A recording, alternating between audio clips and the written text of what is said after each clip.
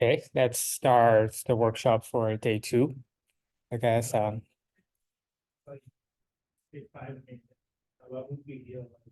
okay. Let's just briefly review what we learned yesterday, and then the rest of us can join later. So briefly, so let's briefly review what yesterday we do. So workshop. And let's go back. Hi. So basically, yesterday, what we do is mainly through this GDC portal website to build our cohort by set up different filters with this exploration page. And then we build our cohort, we save it as in the case set, and then we do the analysis by the analysis page with there's 3 basic functions to cohort comparison, to cohort analysis, and more detailed like a case set merging. And then we go to the repository page to see what actually the file looks like, and we download it, try to use the GDC client software. I know some of you may have the difficulty by running that software on your laptop, but today we're going to use a more efficient way to bypass that authorization issue that happened yesterday. So today we will going to use this R package called TCGA BioLink packages. Among several of those packages in R, which are specifically designed for mining those GDC portal or TCG databases, I personally favor this the most because their a function is the most neat and easy way to do that, and there's a less bug issue, and they are constantly updating their file structure organization or organizing with the updating of the GDC portal. So make sure their function and the data portal are synchronized to each other. So before we dig into the R for coding, I want to briefly introduce you what we are going to do for today. At first, we will build our system environment in our RStudio. I know some of you may have never used that RStudio before, so we will take some time to get familiar with the RStudio and then install the necessary packages we will going to use for the next 2 days.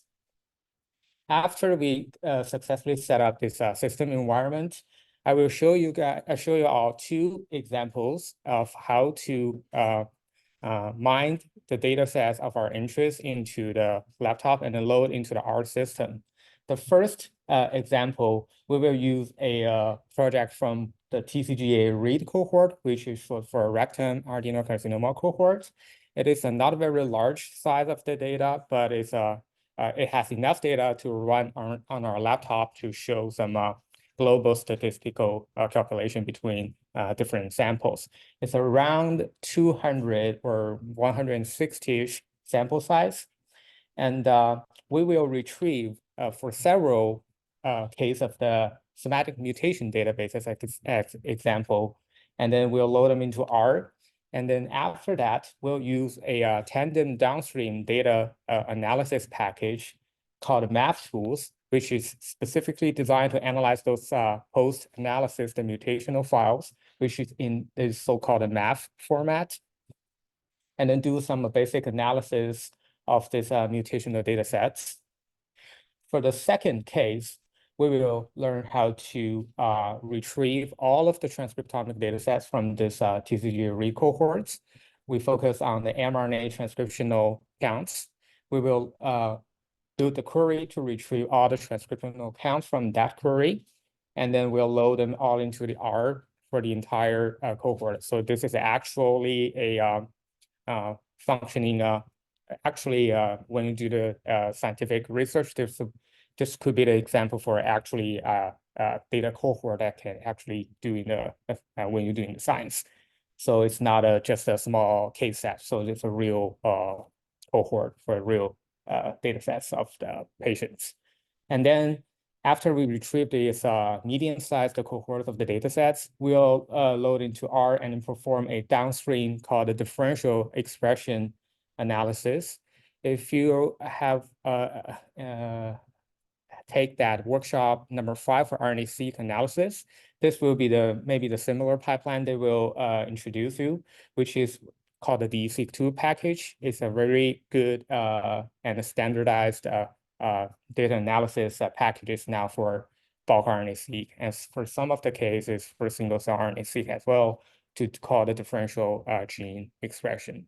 So I'm going to show you all those two cases as examples how you can retrieve the data sets or the data types you want to load into your system.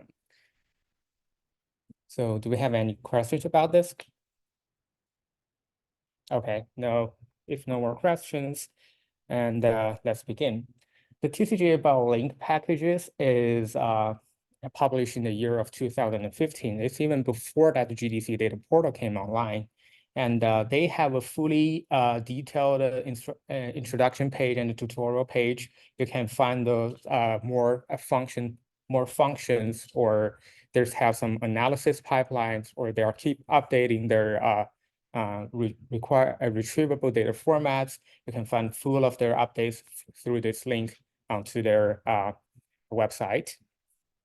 But mainly we are using today for this TCGA BioLinks package, mainly through these 3 functions. The first function is called the GDC query. It's this function is like we used it yesterday when we do the data exploration page. It is for set up the query, set up our cohorts. We mainly use this to set the filters to narrow down the case sets to exactly what we want. After we build a query, the second function is called the GDC download. We will use this function to retrieve all the data sets we set up for the query to download into our personal computers or our cloud or whenever we want.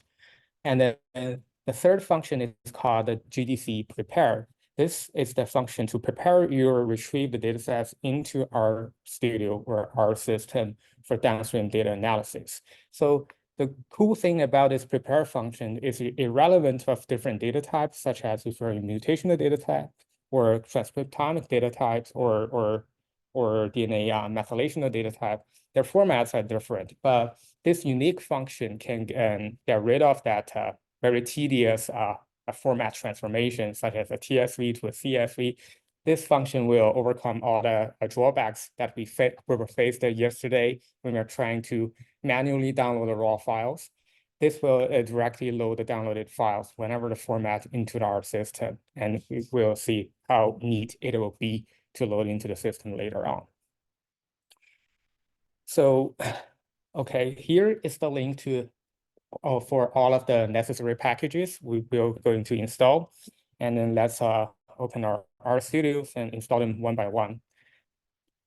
So we will going to need this much of the packages for run in the R system. So, and I will show you all line by line how to install them. So please raise your hand or stop me if any of your laptop has occurred any bug issues.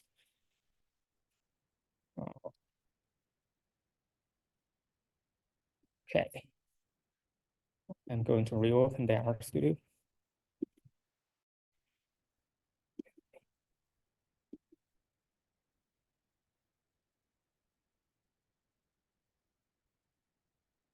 Okay.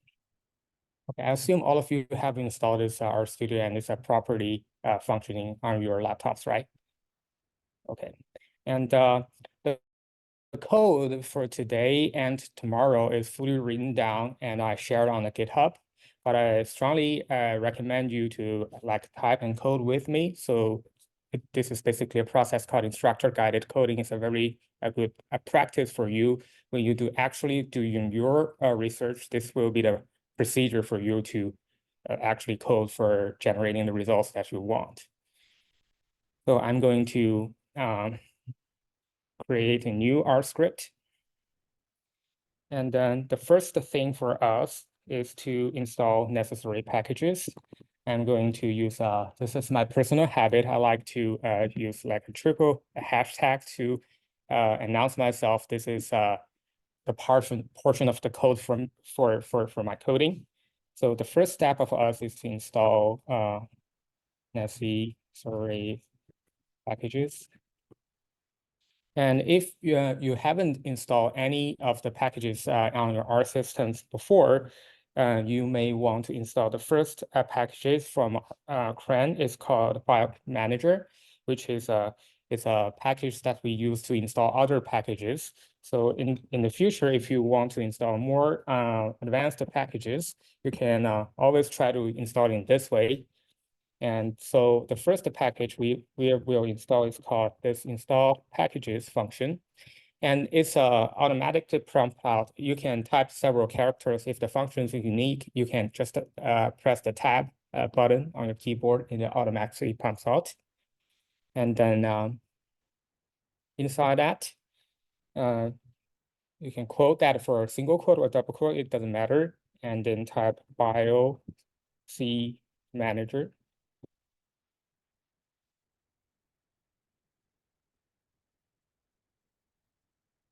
Is this function big? Is this font size big enough?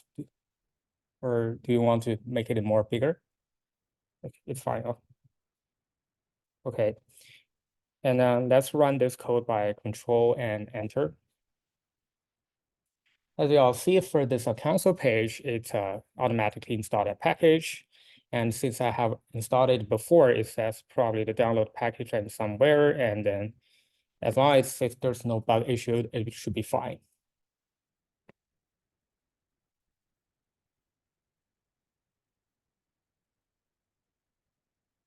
And if you successfully install this package, you can load that into the R system. We are going to use a function called library, which is going to call the installed libraries from the package that you just installed.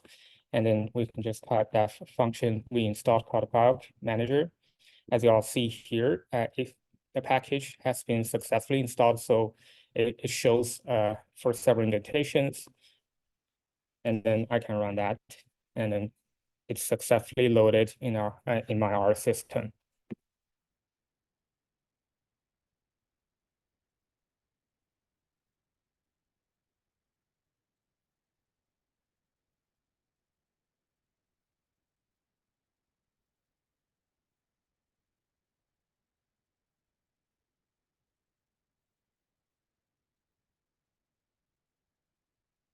I already got load this package, right? Is it correctly functioned? Okay. Please raise your hand if your laptop pumps out any error or something. Okay. And then if this Biomanager packages has successfully installed, that's great, because all of our rest of the necessary packages will be installed using this one. And then we can call a function called install from this Biomanager package. What we'll do is called Biomanager, and then there's a double semicolon, which indicates calling a function from that package. And we are calling the function install from this package. And the first package we'll install is called a bioinformatics, FMRP, and then a slash TCGA biolinks GUI.data. This is a supplementary information for the TCGA biolink package. And we have to use this installation from this folder because this is a so-called a developmental version. So it bypassed some of the bug issues that the commercially available version has.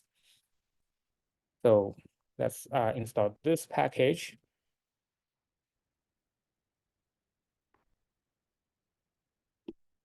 Okay.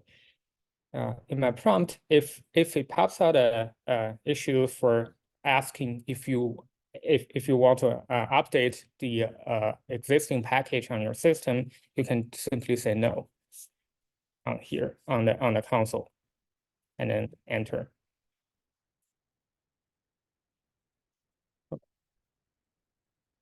The second package we will be installed is that TCGA BioLink's main software package.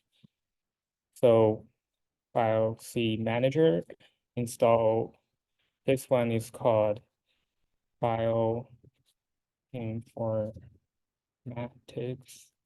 fmrp/TCGA file links.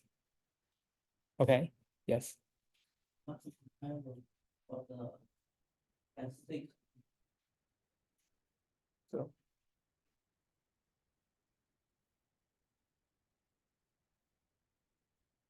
oh, yeah.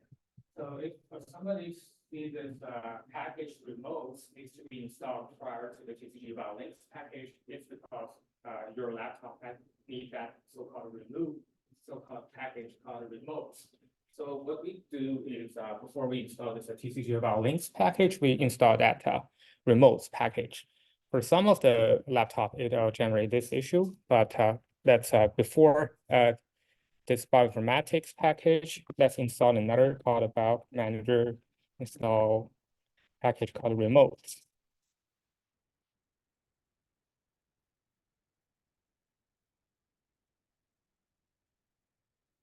Just in case this our system is a case sensitive to, so make sure that it's a small R for the remotes in the beginning. And again, if they ask you to update the existing package, just click no.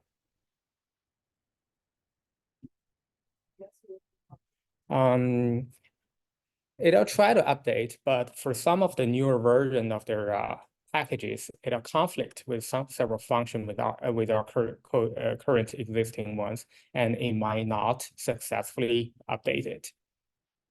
Yes. So typically when we face that, we just click no. That's my experience, yeah.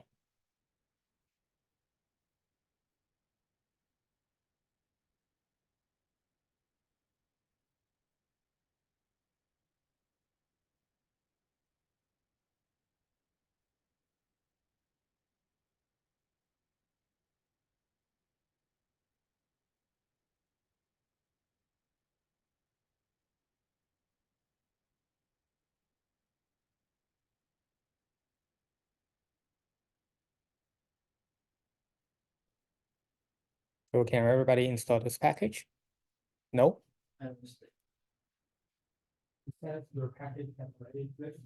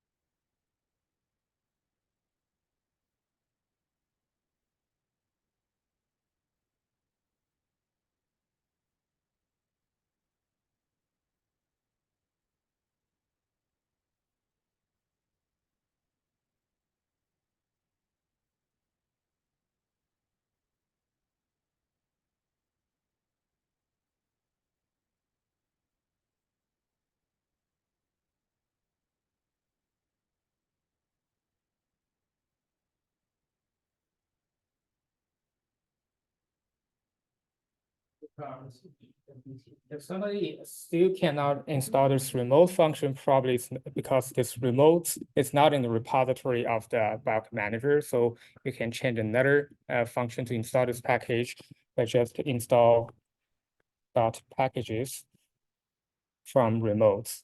This should have successfully installed this package to your laptop. It is because this remote package is not stored in the Bioinformatics manager repository, but it's stored in the CRAN in the official repository of R. So let's try this if you can install the package from this from this installed packages way. And then if you successfully install this package, you should be able to install this bioinformatics TCGA BioLink later.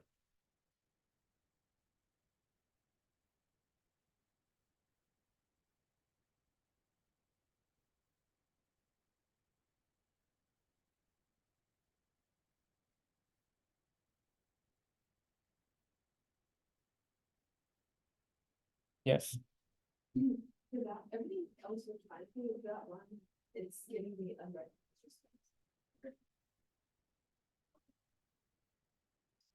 response.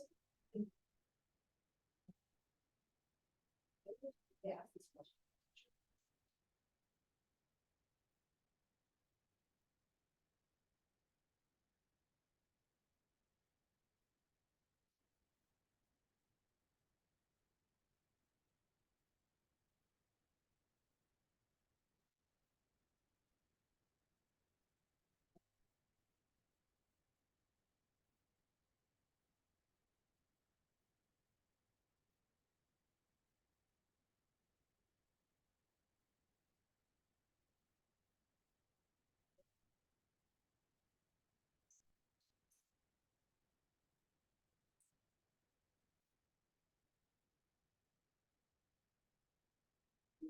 If you have already had that package before, it won't reinstall forward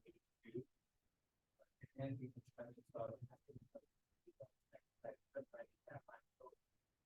Yeah.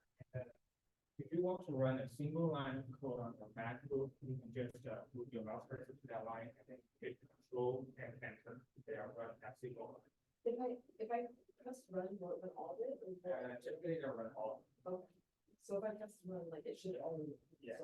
Yeah. So let's run that one by one to install package each other. Updates typically just click no. Updates and no in your console, you will type in. And enter.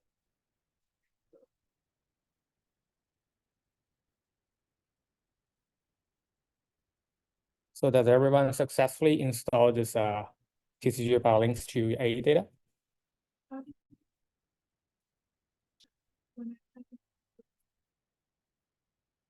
Okay, we will go load it later on after we install the second one, and then we can check. And the next package to install this is the main functioning package called the TCGA BioLinks. If you were able to successfully install this GUI data, and then you should be able to install this bioinformatics TCGA BioLinks package.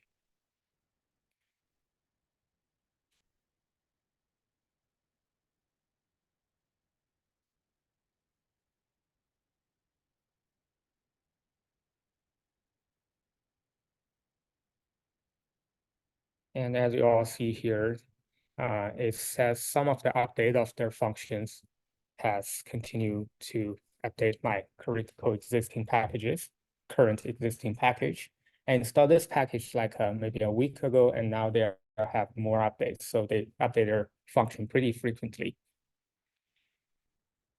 And I had no. So I hope everyone can install this main package. To check if you're able to successfully run this package, the most easiest way is just to load that library into your system. You can call the function library, and then the package name is called TCGA BioLinks. And if it automatically shows this, and then you can successfully load that into your system, then you're fine. But for sometimes, for some of the package, after we install all of them, we need to restart our RStudio to get the package load into the system. So as you'll see here, if in my console, there's no error, I can successfully call that BioLink package into the system, then I successfully installed it in my system. Yeah, I think I was having some issues with installing it because it's saying that there's no package. Yeah, do you know if I should share my screen Or, to, or you can paste it on the questions, copy and paste that part on the questions uh, in the chat, I mean. in this- okay. Yeah, I mean, I did exactly what you did, but I don't know, for some reason it's saying that it wasn't installed, so. Great, because each personal laptop has their unique system, so let's copy and paste that into the chat and try to help you debug it. Okay, yeah. This is the most difficult part for today. So if we can successfully install all of that, then the rest of the things will be easy. Don't worry, take your time, okay? So in the first part, in this part is our code part, and our running log is in our console panel down below it. If you can copy and paste this part for this running log, at the very last line, when it says error and then semicolon, what kind of error, you can copy and paste that part to me, and probably I'll be able to help you with that. There's no package called TCGA biolinks. Okay, this is the indication that you didn't successfully install this TCGA biolinks package, and it probably this bug issue happened in the intermediate step when you have the issues to install this TCGA biolinks package. I would recommend you to rerun this line again to see if they have any bug issues. You can run this a single line by control and enter when your mouse cursor is in this line. So that's just run that single line. Don't hit the run button because it'll run the entire code.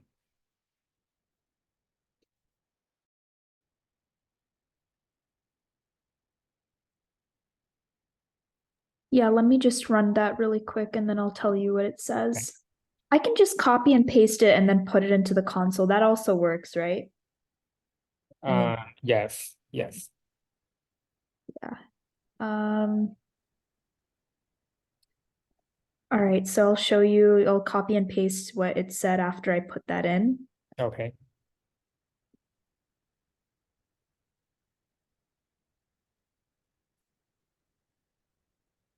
And then just say no. Yeah, I said no, uh-huh.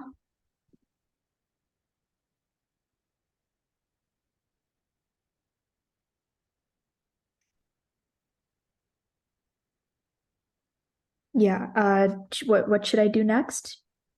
And then if there's no error happen, it means that this one is successfully installed. And then you can try to install the later one, the main functioning package called TCGA biolinks. Okay.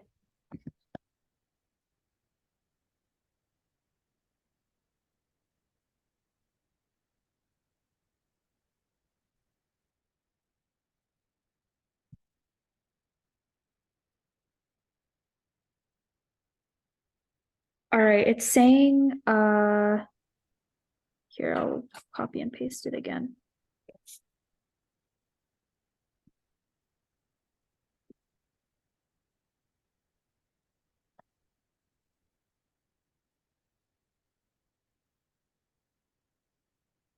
Yeah, do you see that?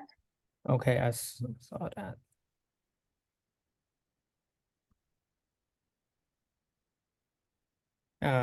You can just enter with empty. Okay. Just hit enter to skip all updates. Uh-huh. All right. And then after I hit enter again, it said this to me. And then do you want to install the packages? So I'll just say yes, right?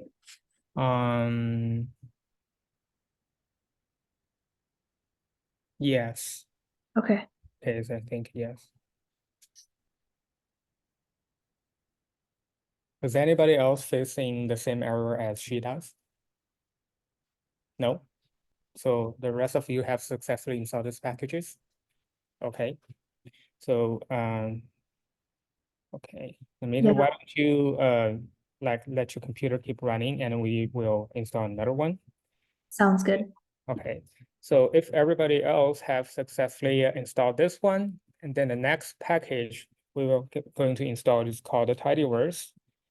We will also use this file manager function and then install this package with a single quote called tidyverse. This package is used for it's just simply used for coding. It has some functions later on we will use. And then if they ask updates, we just click no on the control. Sorry, enter no in the control.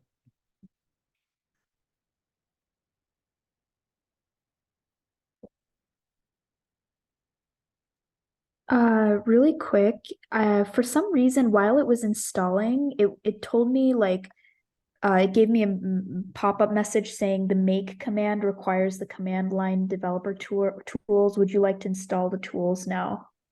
Oh, there's more complicated system in your laptop.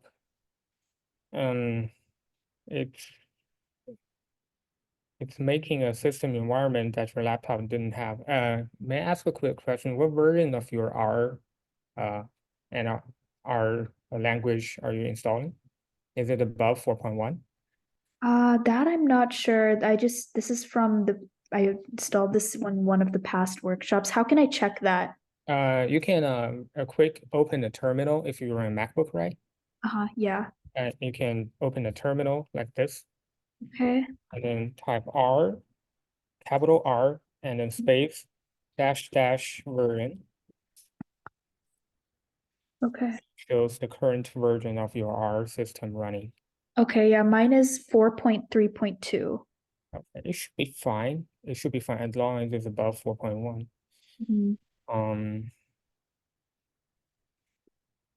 Sorry, I'm not exactly sure what your issue is facing online, but Yeah.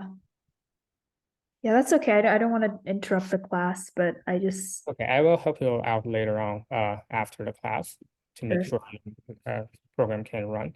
But yeah, I will type and you can I will explain to you each line and then we can catch up later on. You can watch my screen here. So everybody else has successfully installed this tidyverse package, right? Cool. The next one we will be using is called a summarized experiment. It is a package very useful to organizing the genomic data structures.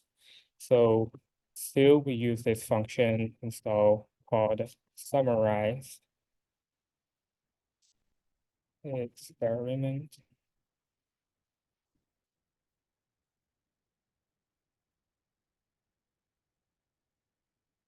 Capital E in the experiment, and also click no for updates.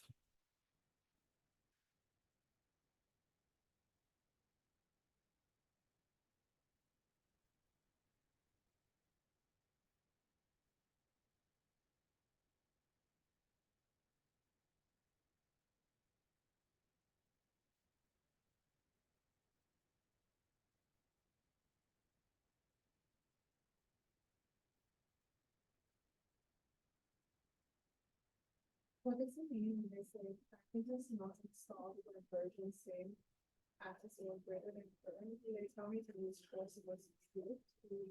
Oh, that means that package has already installed in your laptop. And if it asks you to course to reinstall it, because the package is existing in your system. So if it's happened, it's fine. You can double check by load that package if the installed package can successfully load in your system. Like summarize experiment, load this. If it's just a warning messages, it's fine. It's not error, it's fine. You can load into your system, right? Okay, then it's good. Everybody's installed this package, right? Okay, those are all the package to query and retrieve the data sets by using the TCGA biolinks. So for the rest of the package will be the downstream data analysis packages will be used today and tomorrow. So let's install all of them just for today. And then tomorrow we can just call the libraries and functions from the existing packages we installed today. The first data analysis packages is a package is called math tools. So we also use this Bioinformatics manager install function to call math tools.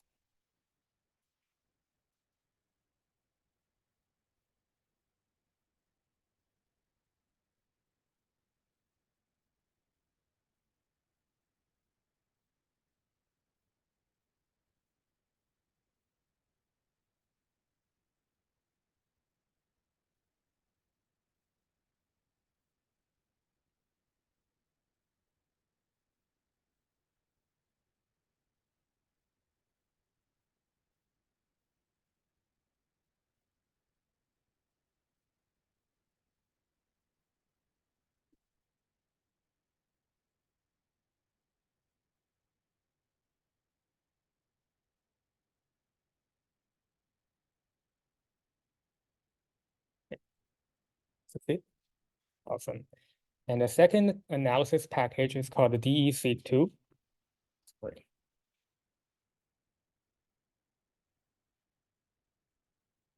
This is used for differential expression analysis.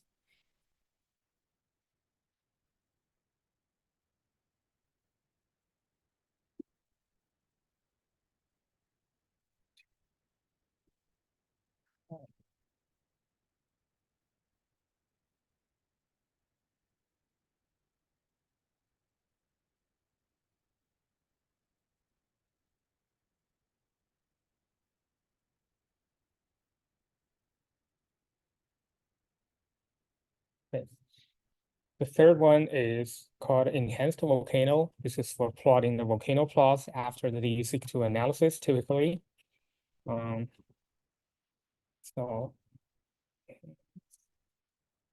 volcano.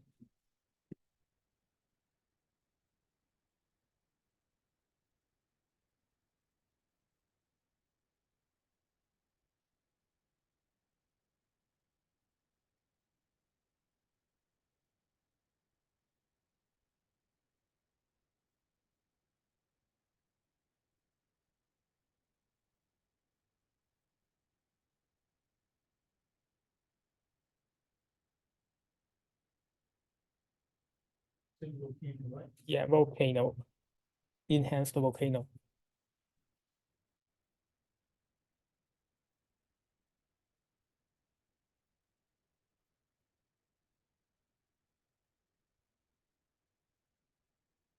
We all got that? Okay. If you do, this next package is called UMAP. Small characters UMAP is for UMAP projections we will use in day 3.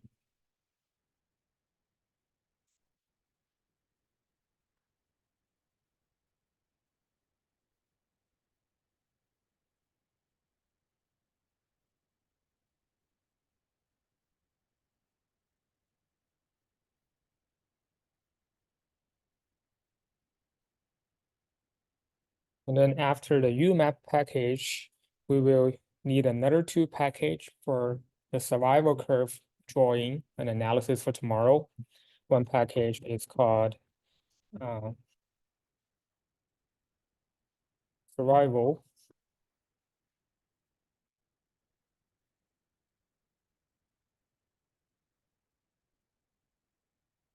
And the other is called serve minor, small characters. So the last 2 package will be the in day 3 for the last case of the downstream data analysis.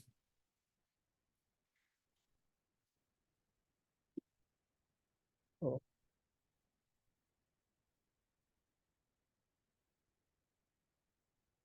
So those are all the necessary packages we will use today and tomorrow.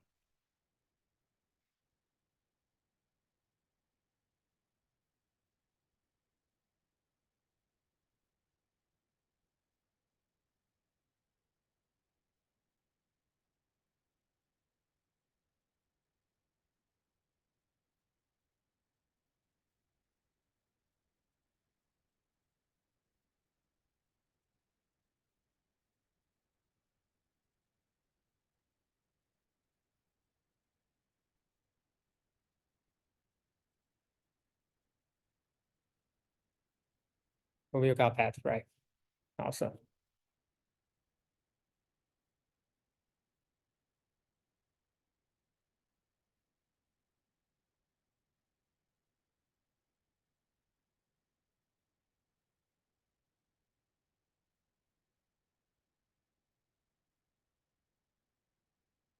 Is anybody still installing these packages? We are all finished? Awesome. Yes? When I try to use libraries to find Mhm. it doesn't, the package doesn't exist. Also,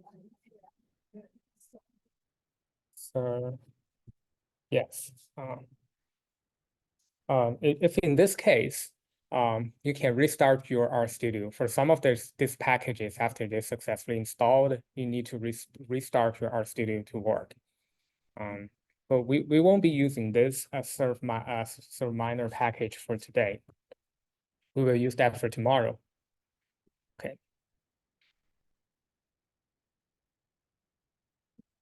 But you can try to reopen your RStudio to check if you can successfully load that package.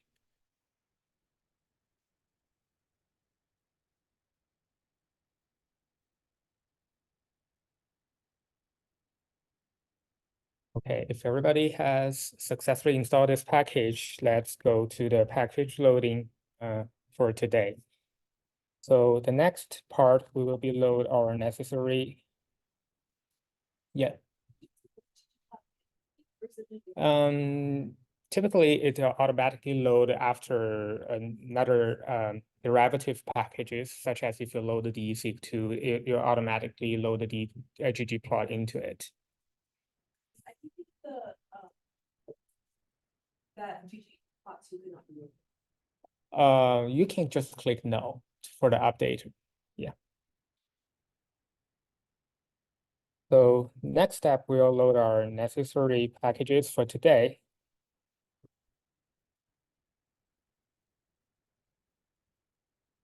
We need to load the package only for the TCGA biolinks for sure. And I hope everybody get the same results as I did. There's in the console, there's no bug issue happen. That's the indication that your package has successfully installed and loaded into the system. And the second one is summarize the experiment.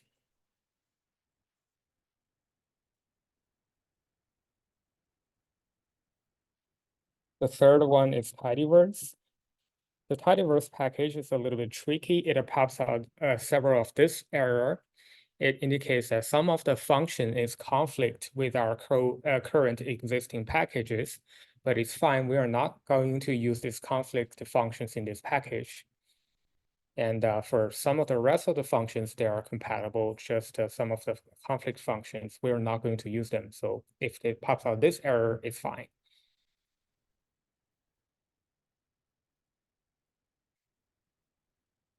And then let's load math-tools. And the DESeq2. Finally, the enhanced volcano.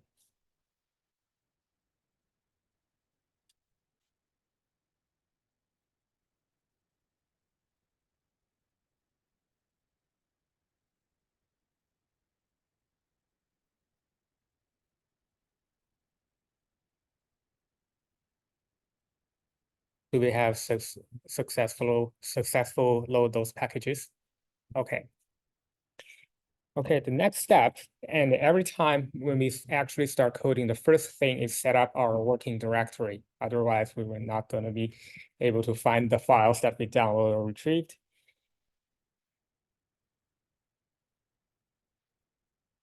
There's two ways to set up this working directory. One way is to use the function called setwd, short for setup working directory.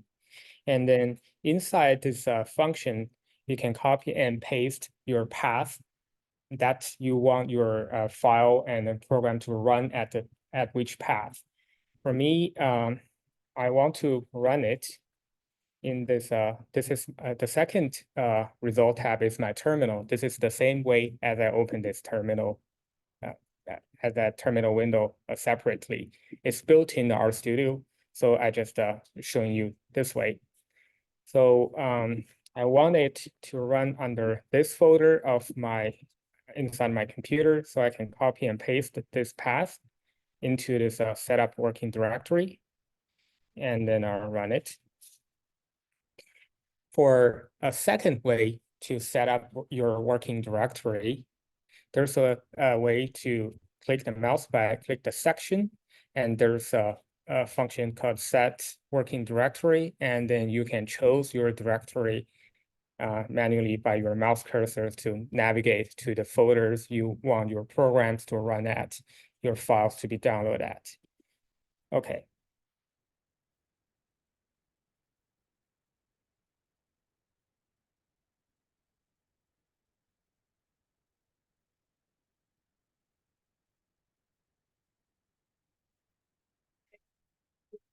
directory. In this terminal? Yeah. You mean pops out in here? It's a setup I think it's in tools and then global options and terminal options. It's in one of their options you can go and check.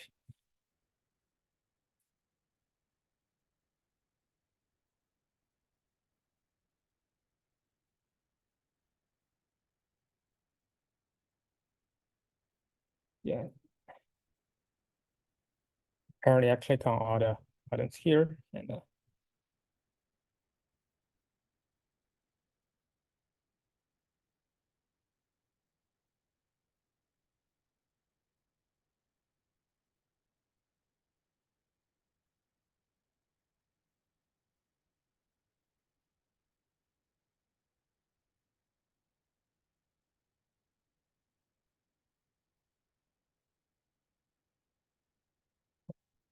and after we set the working, yes.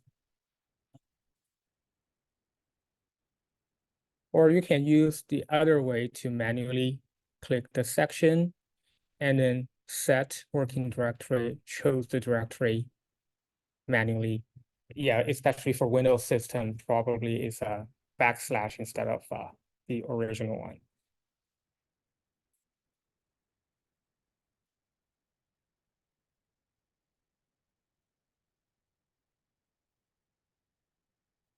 Okay. We can check if our working directory is properly set by another function called get working directory, short for get WD. And then inside of this curly bracket, it's just empty. And then hit this command line and it'll print out our current working directory to check if we have successfully set up.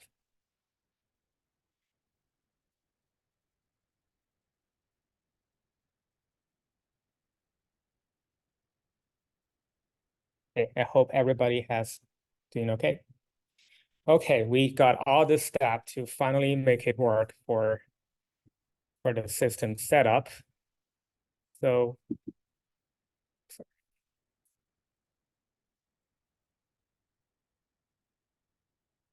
here. Our first example, we will build a cohort to retrieve some of the somatic mutation data sets from this TCGA read project. So we can actually calling functions from this set system. Now the first thing, let's get the table of content from this TCGA biolink.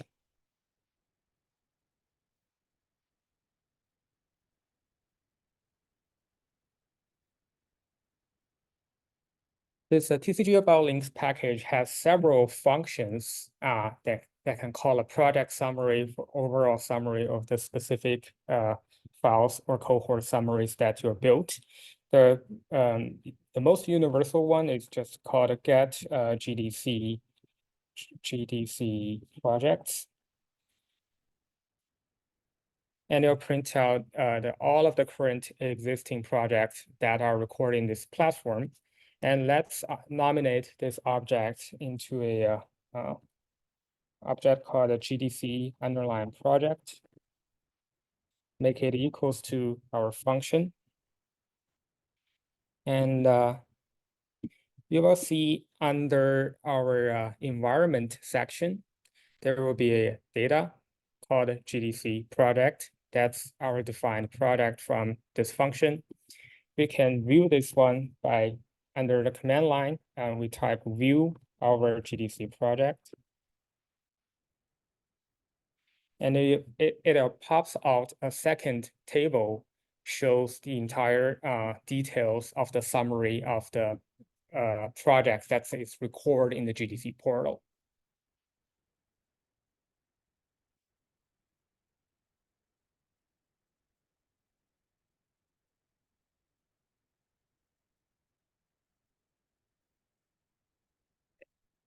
And under this product summary, you'll see there are not only for TCGA product only, but also a lot of others, such as CP-TAC for proteomics datasets, has been also recorded in this as well. We are focusing today is for the project called a TCGA read.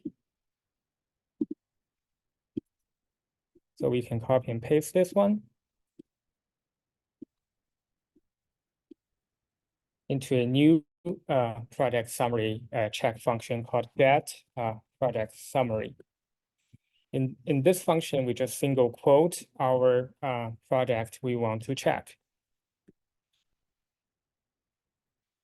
And then in the console, it pops out the summary for the entire project of the TCGA read cohort. In total, they have 8,000 files for this cohort. And for the data category, they have this much of sequencing read files for this much of the case, etc. So basically from this get a project summary function, we will know in the project of your interest, what kind of file they have recorded so that you can retrieve and do your analysis. So the next step, we already know our target project has this format. We can build a query to call how many to build our filters to starting to build our cohort. Sorry. Our next step, we'll try to build a query. One of the main function in this TCGA BioLink is called this GDC query. And this GDC query function takes two mandatory arguments that you have to give it input, otherwise it pops out error. One is called the project. In our case, our project name is TCGA-read. And the second parameter we have to give is the data category. In our first example, we focused on somatic mutation datasets, and we can copy and paste that information from the printout data category down below as well. So in the somatic mutation datasets, their data category is called a simple nucleotide variation. We can copy this word and copy into this data category argument with a single quote, and it should successfully run.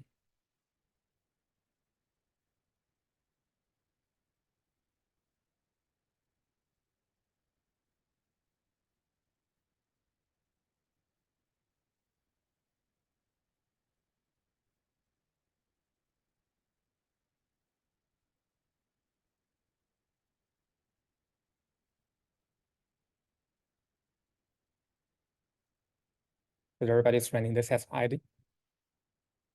Okay.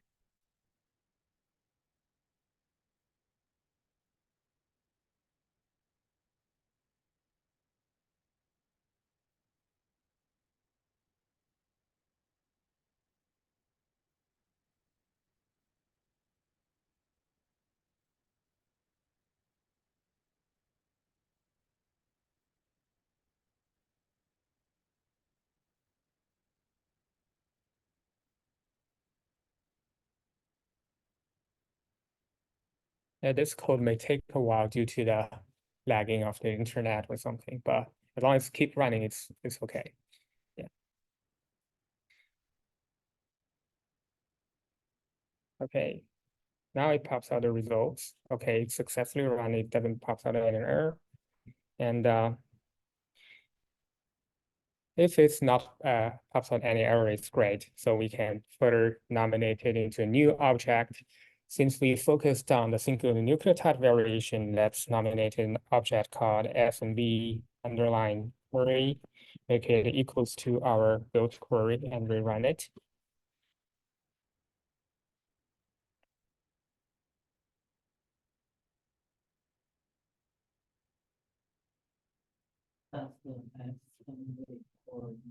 That means like we nominated this output of function into a new object. We can name it anyway. add anything as we want. I just create this variable called SMV query so that we can generating that into a result for us to check. Otherwise, it's just a run in the background without saving this running.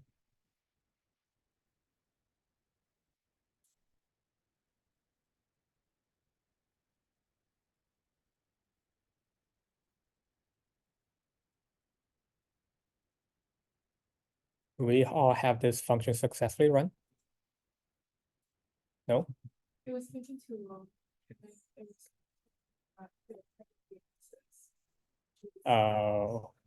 This probably is due to the lagging issue in the internet.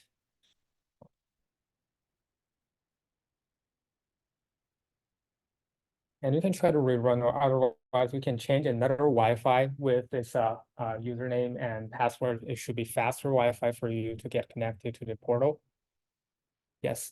It was basically like within each package, you kept saying that automatic is not installed, like within the package. So I was trying to go and like update stuff, but it just still has like.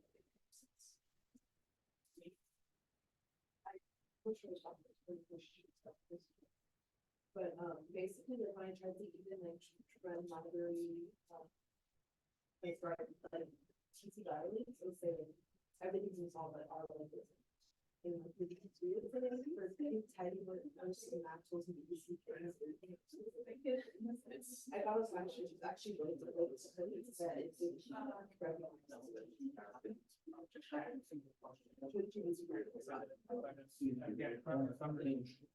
no, it's not that. Yeah. Specified. That's the question here. That's thinking about it. That means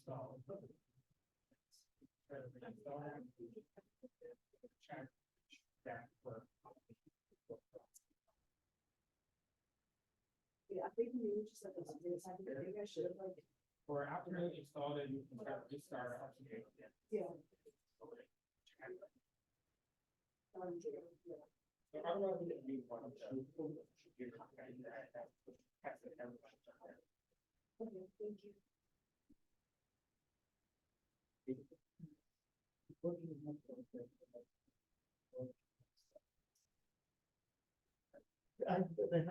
So all of those environmental really. If your laptop can use one of these on the package that you successfully installed.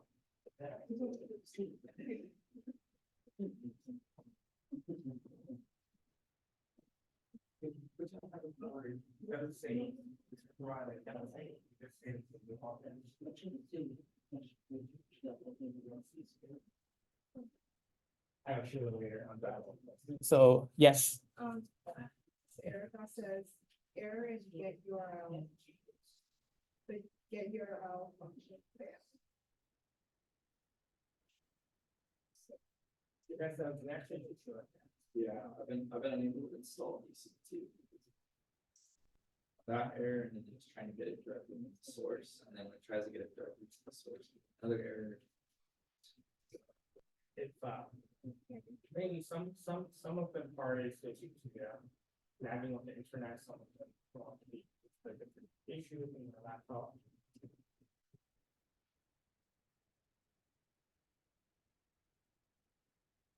I'm using web.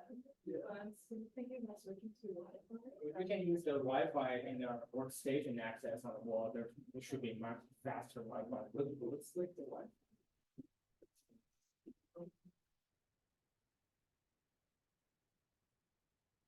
Oh, ladder for 18. And the password.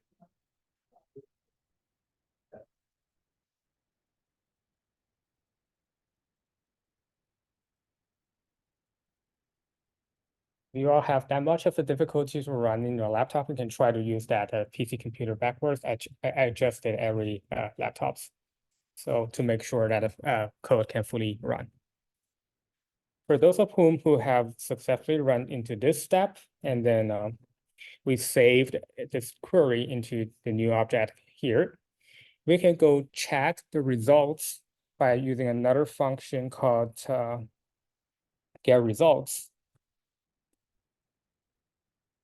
And then our input is our SMV query. We can nominate this result into a new object. Let's say output underline SMV underline query equals to our get results of our SMV query object.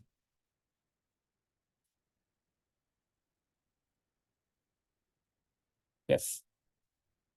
Okay.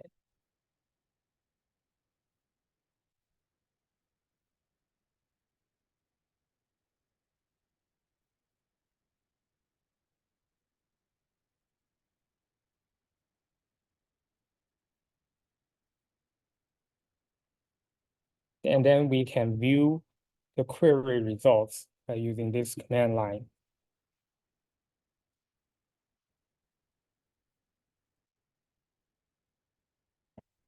And it plots out the results for all of that files that are available through this TCGA read project in our simple nucleotide variation data type. So in this view, we have over 2,000 files, which in the format for either VCF or MAF, and there's other additional information, such as some of the files are in controlled access. We definitely want to filter those controlled files out. And there are other information such as the data category, data type, etc., and then their experimental strategy. So we focused on simple somatic mutations. So those output files are in the MAF format with the open access. So we can keep adding those parameters into our GDT query to get filter for the data sets that we want. So our next step will be filter the query only for masked somatic mutations. Now I'm going to copy and paste this line of code when we first build this query. And then we can keep adding filters after the second filter, which is the data category.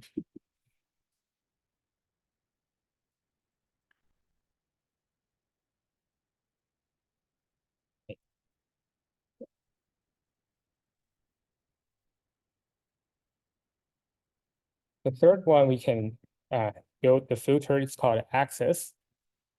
We want our access to open so that we only focus on the open access to files.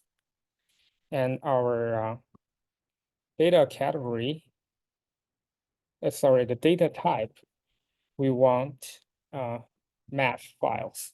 So the MAF files are the output format for the somatic mutation files.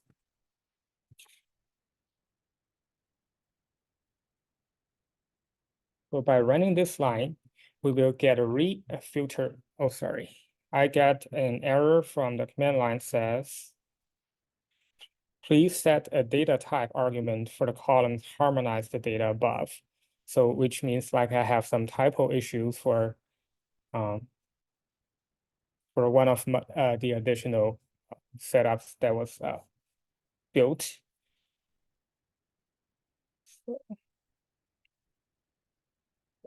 Okay.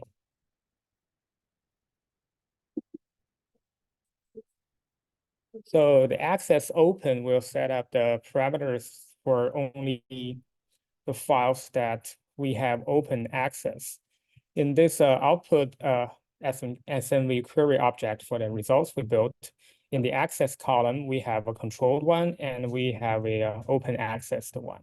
So we don't have that dbGaP account. We can only access their published version of the data sets. So it'll try to reach the default. No, the default will try to download all of the files that in your query.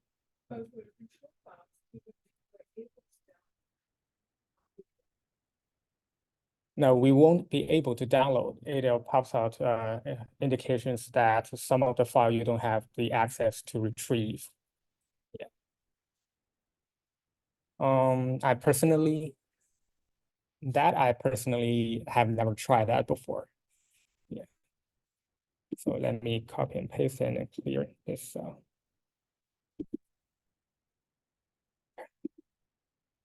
Data capture.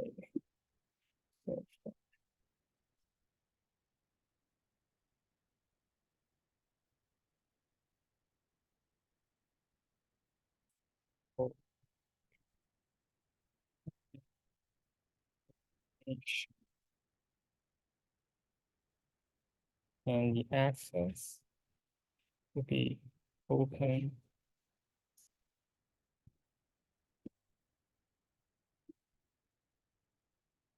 And the data type. Oh, and the data type. Yeah, the data type, I typed something wrong. Instead of math, we have to give it in full name, like here, we have to give it a full name, which we print out valuable options for this data type format. We need to copy and paste this full as a masked somatic mutation into this. List. It's when I type this math, when I type something wrong, it pops out error says they check the data type in the input in the data types, there's something wrong, and they listed all the available data types names that you can use for this input. I will correct my type error by copy and paste that one. Great.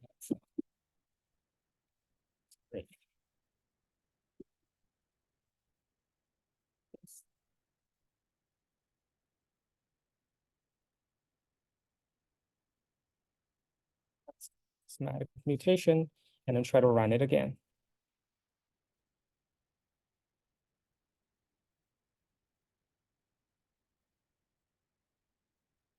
Okay, now I clear my former error and successfully made a run. And then after that, when we run that output function, output to get the results from this build query again, and our output SME query object will get an automatically update for the newer results. So after I run this function, I check this page. Now the file size shrink to 161 from the original like 8,000-ish files. So basically, this is similar as we did yesterday when we are doing on a website to set up our data exploration, to set up our filter, to filter the file size to what we want. Yes. Yes. You have error? Okay. Yes, this is the same error.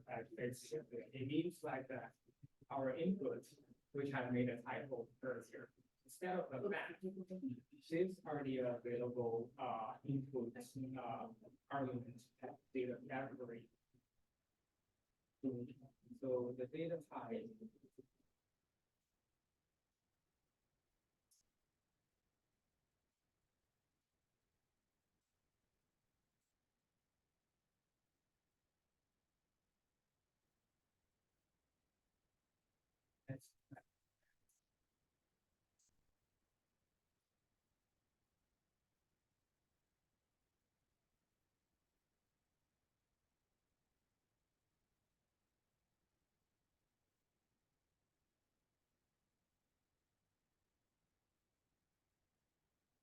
Oh, you didn't have one here.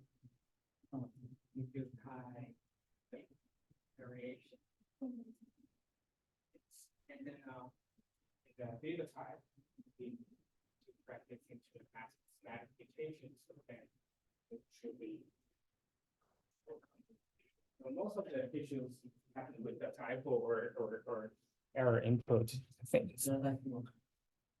That's so let's take a 10 minutes break and I'll help you debug of that. And then after that, we'll go to the next step.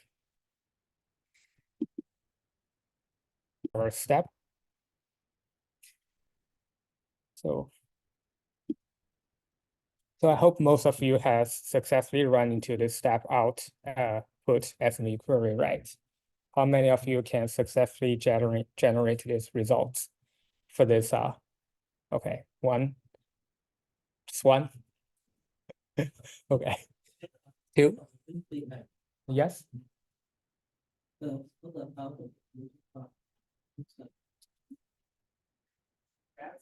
the thing we keep doing filters for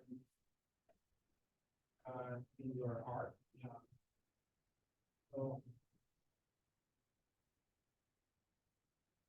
yeah, you need to update your output file. So when we run this, when we run this SME query object gets updated. We need to see the results by run again of this function called get results from SME query. We nominated this results as a new object called output SME query. By running this line of the code again, our output results of SME query gets updated, and then yeah. Yes. So we're not trying to get GDC project in conflict. The GDC query, right? That's what, the query is not a readable object for us.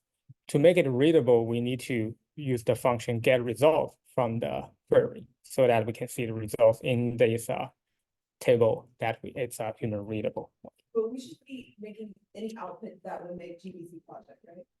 Like on the tab. What do you mean make any output? Okay, so when I ran the code, it made a new like tab and it said output SMB query, but yours also says GDC project. So I just wanted to make sure that we don't need to do anything that would give us that output. I'm sorry, I'm not following. So, okay, so you see like you have GDC project as a tab there. That's not an output, right? That's just something you already have open. This one, right? Yeah.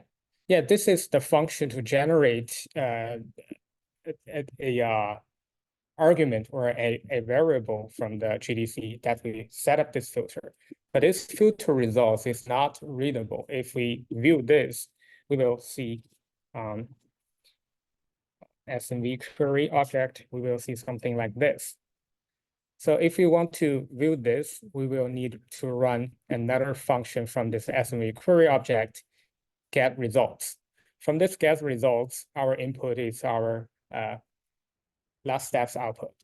Yes. I'll talk about the file GDC project at the top, but it's okay. I think like you know how's this untitled? Like there's 3 different files at the top. So I could tab. Here or here? Which do you mean? The third file GDC project. 1, 2, this one? Like it says untitled, then output, then like at the top, like. Oh yeah, GDC project. So that we don't need to make that output, right? We don't need to make that output. Actually, I think this is the output we first made here, right? We run this line of command and define this as output from get GDC project. It shows all the projects in the GDC portal. So, but we won't be using this variables later on. This is just a check for all of the summary projects that are available in this GDC portal. I have a question about. Yeah.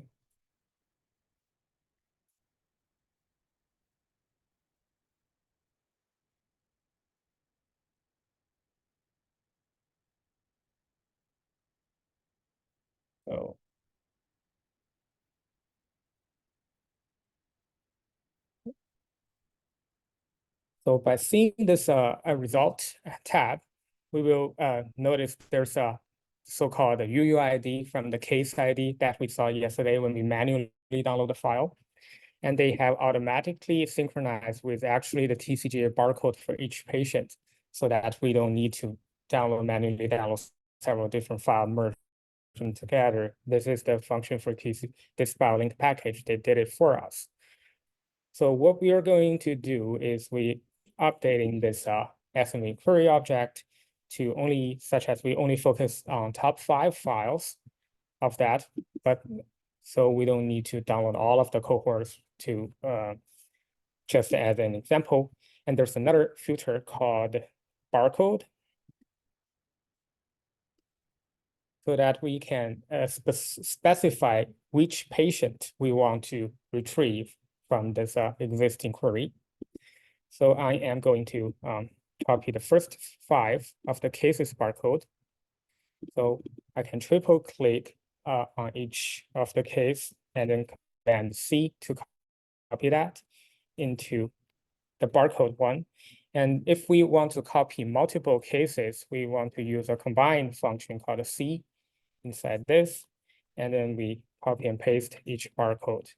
And we remove the change line at each end every time we copy and paste it.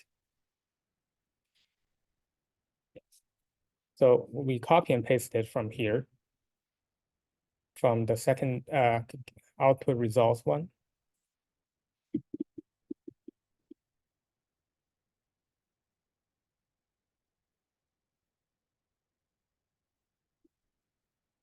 Okay. We can copy the second.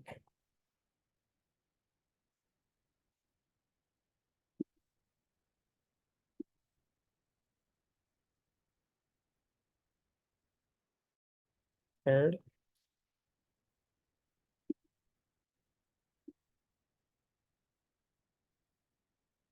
Fourth. And fifth.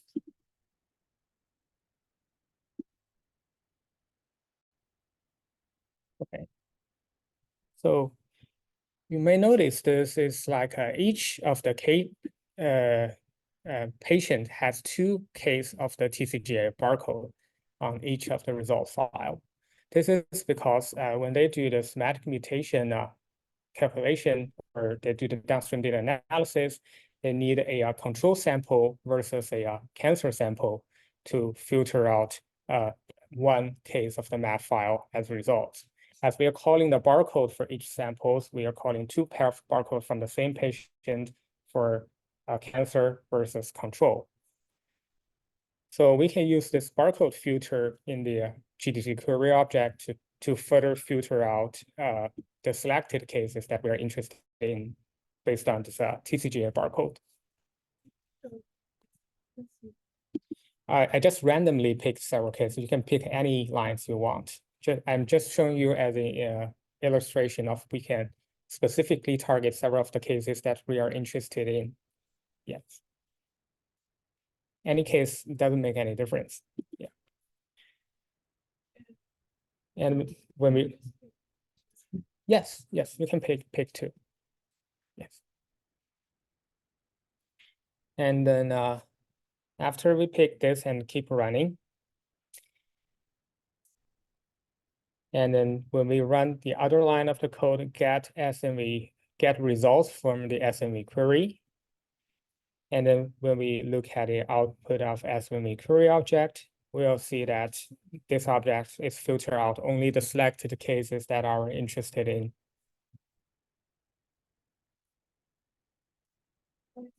If that is the case, is it even necessary to rerun the GDT query?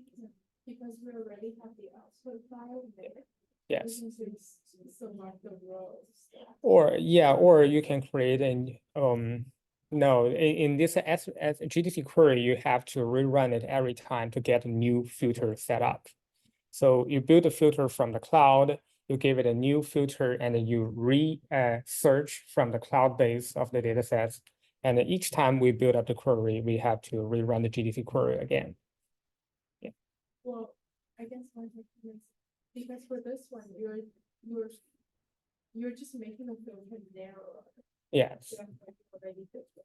So if you already have the output from your previous filter and you're choosing a subset from that output, yes. then can't you just literally play with the data frame that you take out the rows that contain those information? Instead of rerunning the filter, which is because you're only doing 5 of this. Yes. Which is pretty. Yes. So if we want to rerun that for the entire file, that's what you're asking? Or so we get the previous one without the barcode filtering to get the entire file, and then we can randomly pick a several file to further filter that, narrow down to several selected files, so that it's easy for us for the next step to download, so that we don't have to download the entire cohort.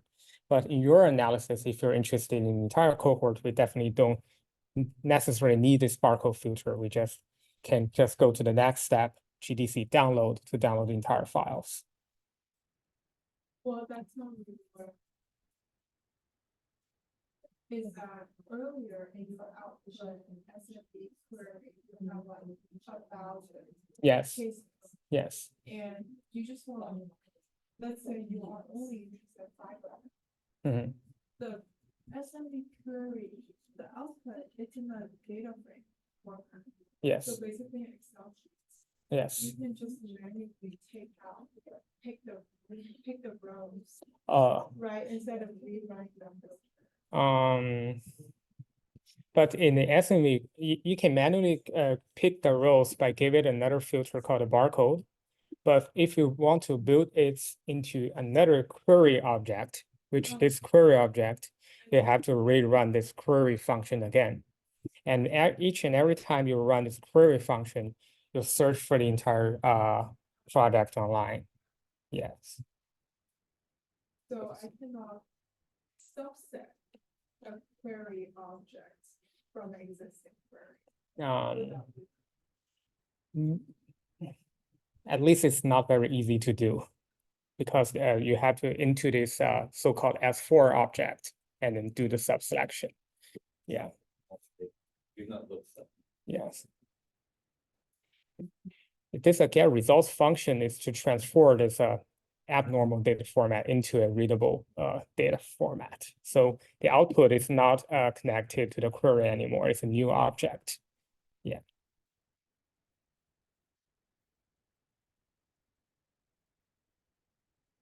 So yes.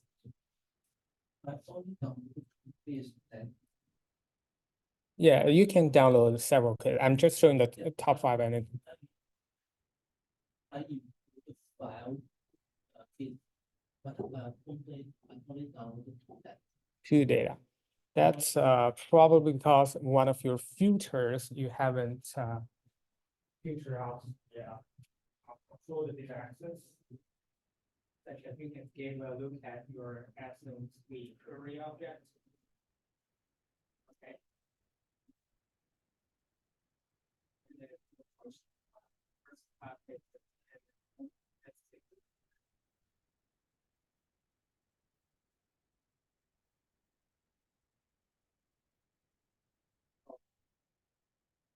this is a typical issue, right? I think after you copy and paste one, there's an enter button to switch another line at the very end of the copy and paste. If you don't delete that enter button, it'll have an error for it to read the file from the data frame, and it only retrieve the files that you remove the enter line. Does it make sense? Such as when you such as like this. When you copy and paste this first 5 lines, it defaults will be using this to separate into another line, right? And then when you run this to call SME query, it'll miss that lines that have another error input for the enter. So when you copy and paste, you have to remove that enter to separate the different lines. And now if I check my results, I should have missed the line. So I missed the first file. That's the reason. So when we copy and paste it, we need to make sure that there's no switch line error in between.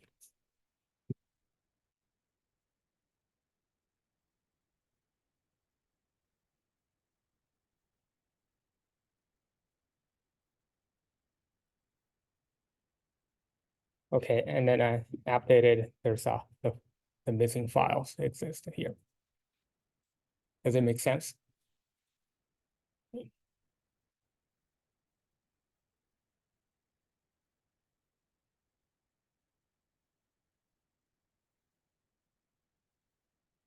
Yes. I keep getting Update all some. Just none. Ignore the updates. Yes.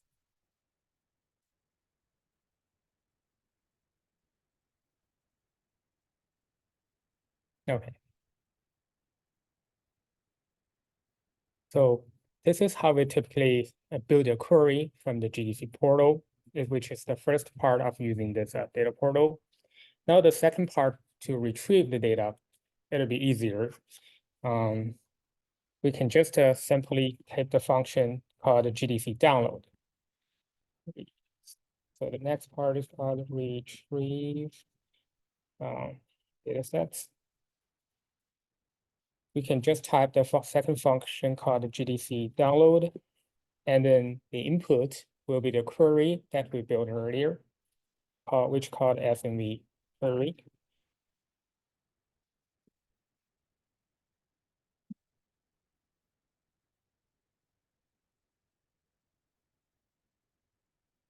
Then it automatically download in your default working directory. So like the SMB query is not the actual data, but it's more like a table of contents. Yeah, this output SMV query object is the output of the SMV query object.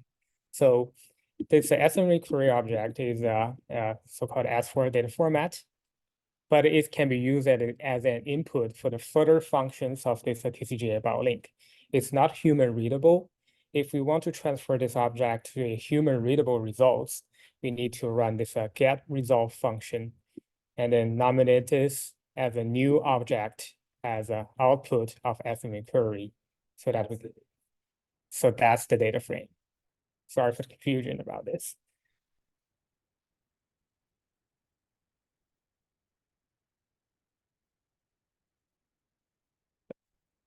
Are we successfully download these files?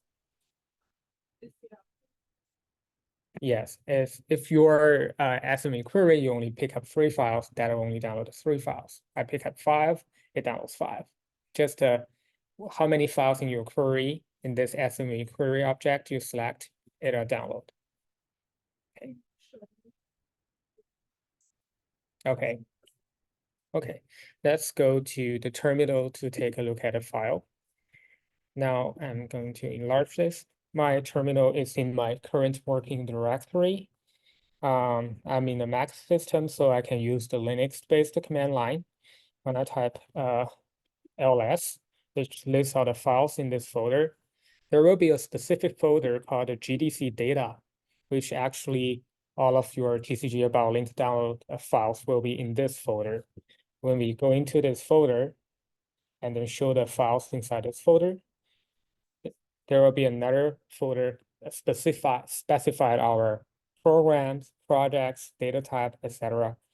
And then we can see into this our project called the TCGA read. And then there'll be a new folder under this TCGA read project. We download the format from a simple nucleotide variation. And then we go into this folder, there will be masked somatic mutation. And then under this is our actually files. Each our downloaded file is stored in a separate folder. This folder name is their case UUID number, like we manually downloaded that yesterday. And then the actual files, each patient's somatic mutation file stored inside each individual of these folders. When we go into one of that and take a look, this is actually the downloaded mutational files in a map format. In a map format, but it's in a compressed files. It's in a gunzip compressed format. We can decompress it and take a look at actual file like, but if we decompress it, the file structure will be broke, and then we have to recompress it so that the TCGA biolink package will be able to recognize and load into R. But we can use another command line to check to decompress and check the file without disrupting the original file, which is called expansive, or decompress the GZ file. And then we give it a specific operation called -C, which is keep the original file compressed. So there's not disturbance of the original file. And we copy and paste of our files needs to be decompressed. And I'll give it a pipeline main line to show only several of the header file of our results. Okay. It's, well, there's a. It says download, well, mine says at the end download. But in the. You have the folder for the GDC. Data, I got a folder, the folder is empty. Okay.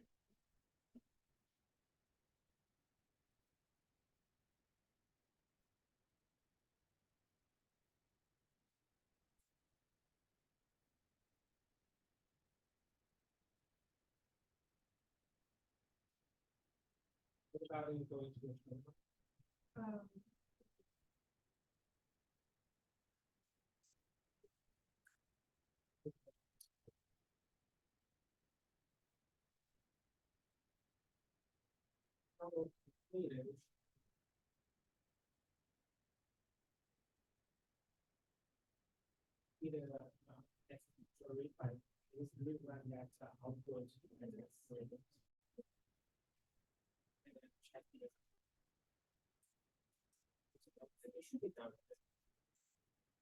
it told me it's downloading as a part of GZ file, and then.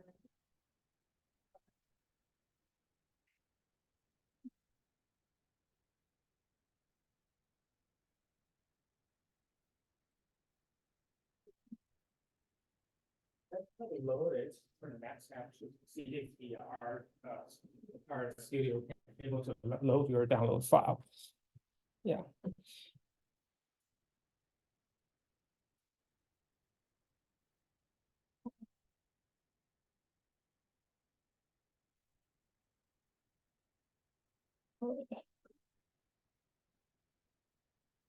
Let's try to do a next step, load our download data into R.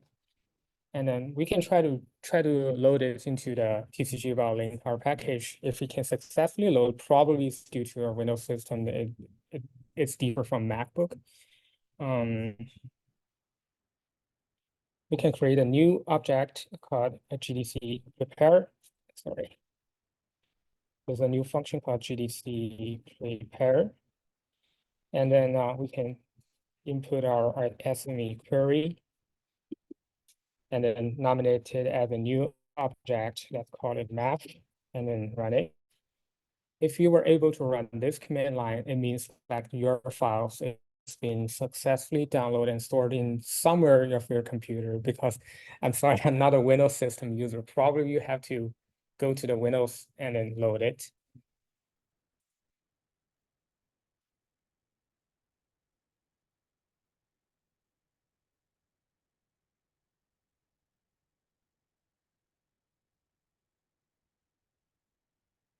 It says I cannot find the files from there.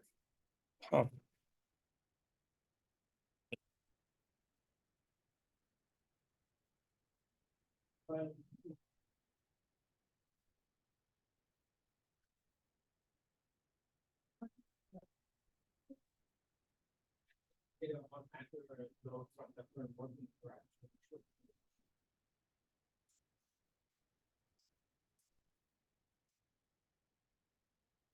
Oh, yeah.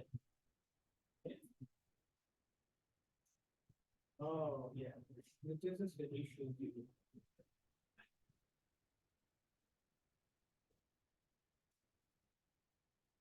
Cannot really to your D drive and create the file, but probably just So, yeah, well, I get up to this, so I want to.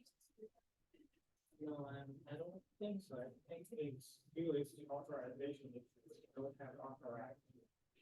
download the file with this kind of program into the run. I see. So that's why your file is not properly downloaded. Do I switch? Switch into, you can try to switch to a new working directory and try to download that. Right. If my, but that new working directory would not be under the drive. Yeah, so we try a different one. Yeah, I don't, it's based on your system's authorization. Did it make a folder? It made a folder.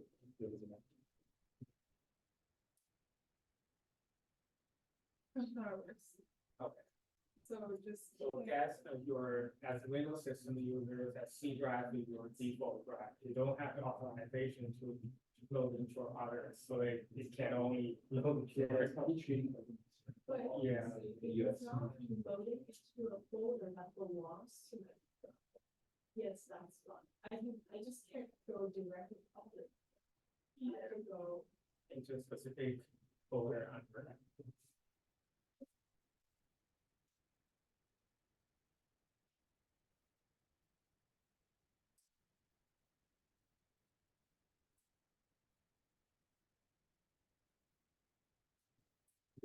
It's like a short. I know there's like no strong. You have like your browser applications, but then you might have like that's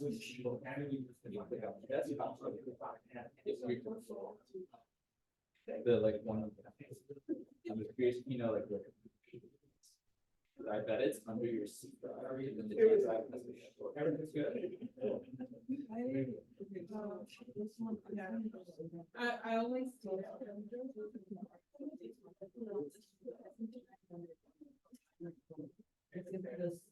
Maybe it's Just a short.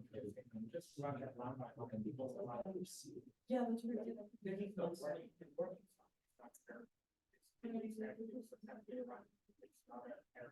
Oh, okay, but every like raise that I think I even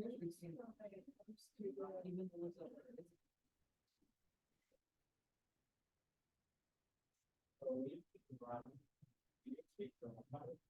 Actually, I'm sorry, just. Check this. But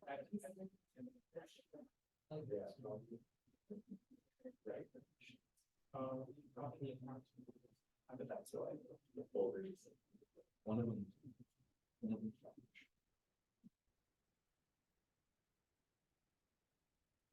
We're not voting flag.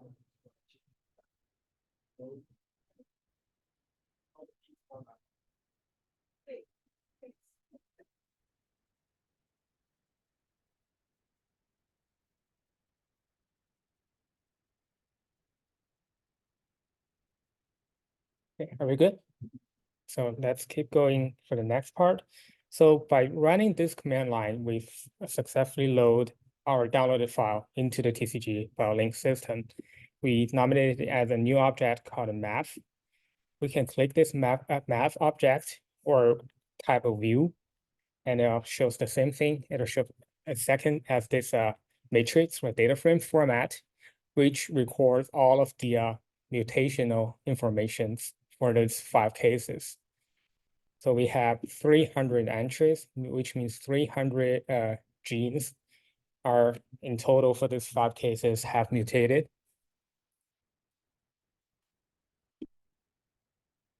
And we keep dragging downstream. There have 140 columns of information for mutational data sets.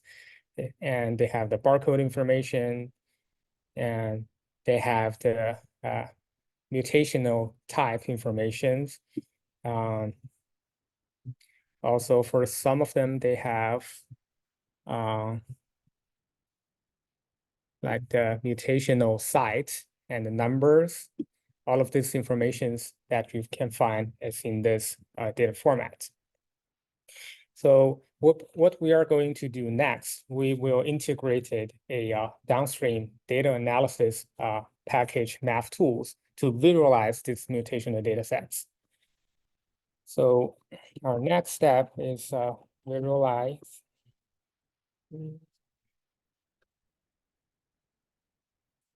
mutational data sets by math tools package.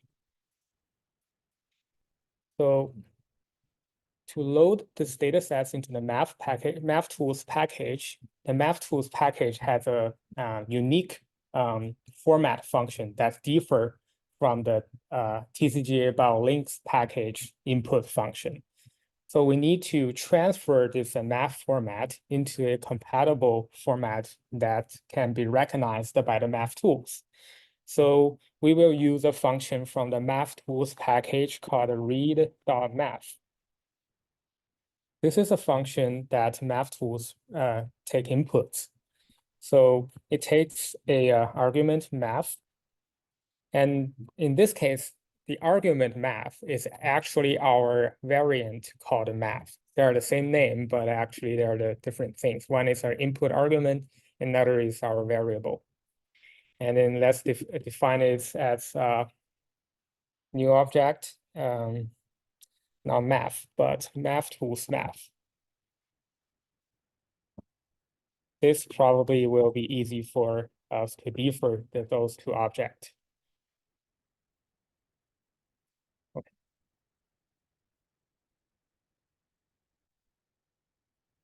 Okay. So we create another new object called math tools math.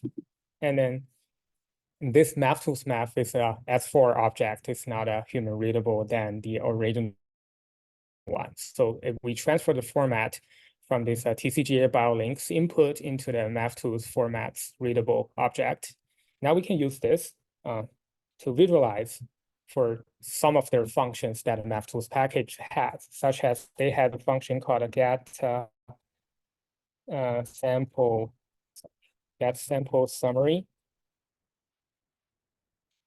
And then we take our input math tools math, and it can print out the information of the summary of the mutations and the mutation types for each individual patient.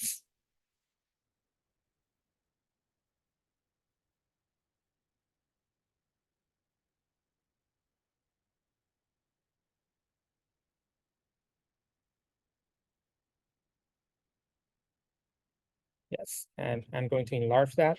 Now this has the entire summary functions, such as how many missense mutation, nonsense mutations, or total mutation, etc.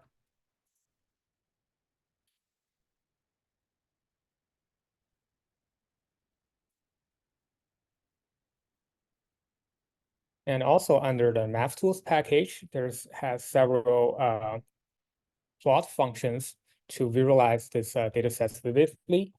One of the very informative function is called a plot math summary. And the math object this time needs equals to our math tools math object. And another argument we want to give is a remove outlier to be true. So we don't want the outlier. And then dashboard to be true. So it will show the dashboard on the summary. What this function do is generate this summary result plot for our 5 cases that we selected. For the get sample summary business, I cannot run it because it says error in for invalid for Error in for invalid for loop.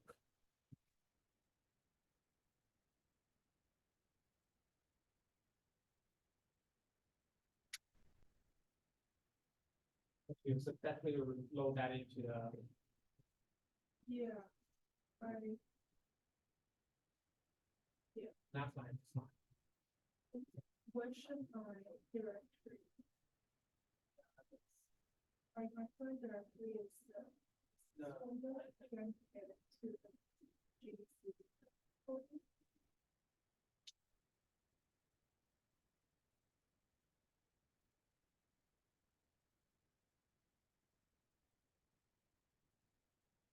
the sample summary function doesn't work. What about, okay, plot summary, the next line? They're not dependent, just the two are dependent. Okay. So this probably it's more complicated. This is a remove outlier that shows the dashboard. So remove outliers. So there's a two data sets that have an outlier, so two data sets that which are out.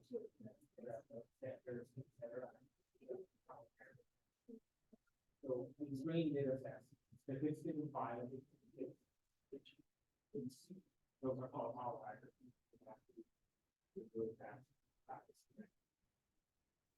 Yes.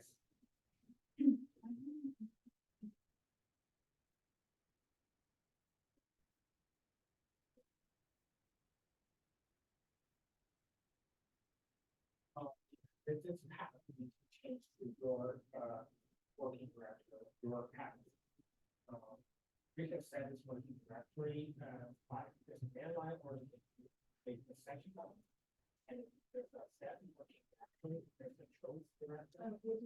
You can manage the case to which folder you want to be set as the Like where this is. yeah, so we're standard. Does it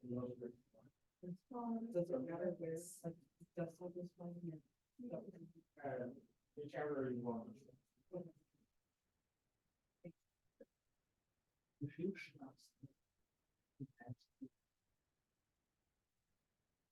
If you want to see the image without this, this one dashboard, the dashboard will shows you more informative plot if you keep without it.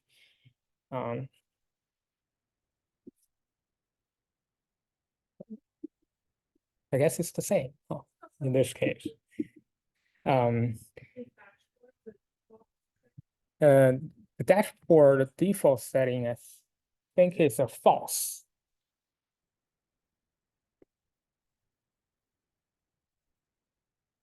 Yeah, if it's set dashboard false, we only show this information. Yeah. So we typically when we if the dashboard you set the default as the dashboard default is true. Maybe. Yeah. If we set it false, it only show this plot, but it gets all the summary for the 6 plot by this. Yeah.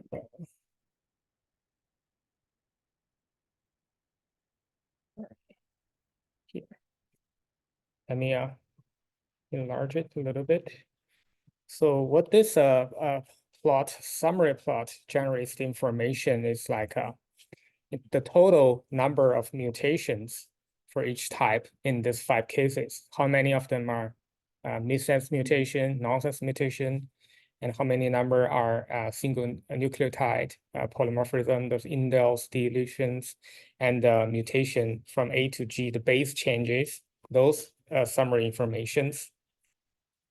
And this in this bar plot on the left corner shows each cases how many mutations and what kind of mutation corresponding to their different colors.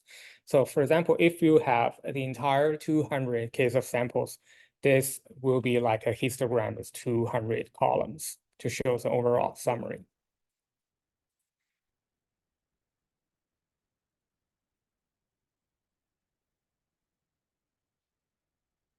Okay. Another pretty cool function on this math tools is called uncle plot. And then this uncle plot basically is similar like the uncle grid from the website like we saw yesterday. And let's give it a argument like we only shows the top 20 mutated genes on this uncle plot.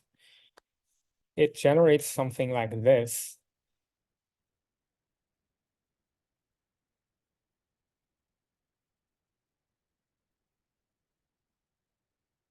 Are we able to run this plot?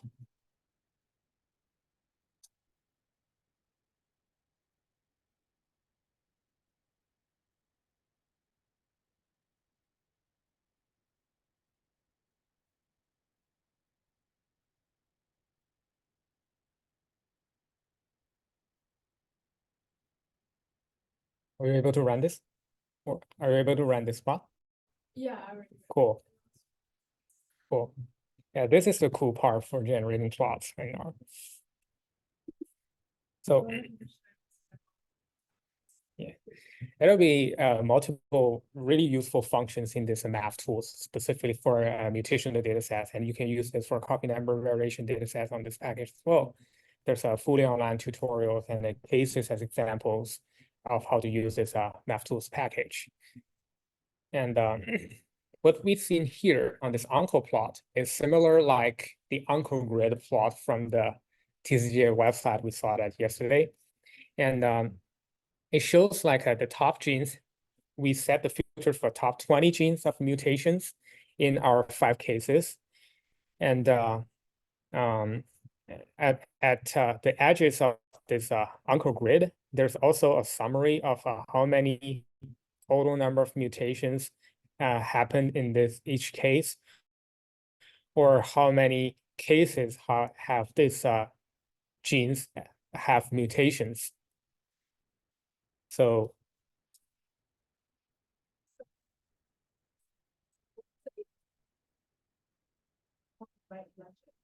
here, or top.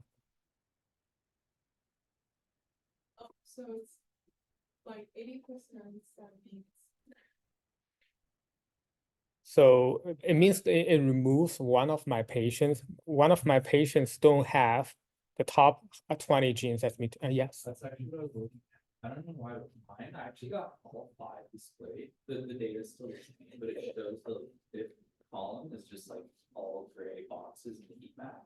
But yours only shows. Mine, it basically probably determined by which case we picked. We probably picked different cases and their mutational status are different. So if my first 4 columns, like the data.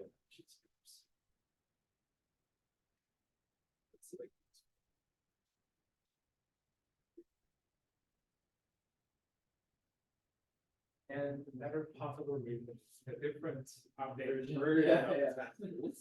yes. What's a sample? What's the difference between a sample and a case? Sample and case. Yeah. Yes. is it- The case which typically in our case indicates the case is of one patient, but sample we typically have a healthy peripheral sample versus a tumor sample from the same case, aka same patient.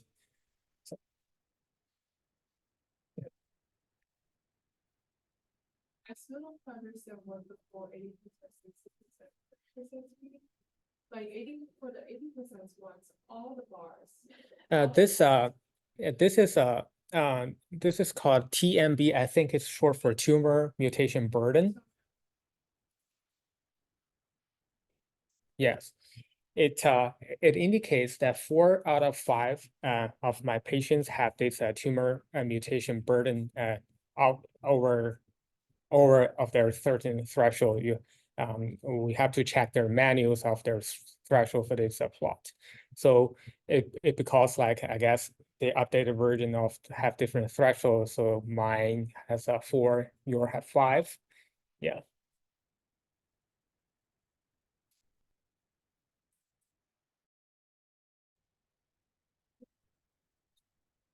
Yes. So yeah. Like, why are the top 2 genes not? Oh, In my figure, it only shows 4, but maybe I'm in the older version of the plot, but yours a newer version, yours showing 5. Yeah, the 5th plot has no data. Yes. Yes. It filter out the case like with the lower tumor mutation like burden. There's a like a summary of that. It filter out the 5th column. Yeah.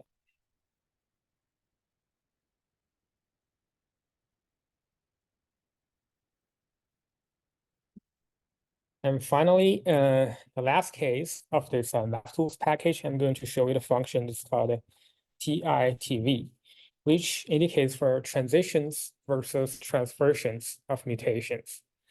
It takes a calculation, then draw the plot, and then takes the input math. It also make it equals to our math tools math. And then another argument plot. Let's say make it to true. And then another function called use syn set true.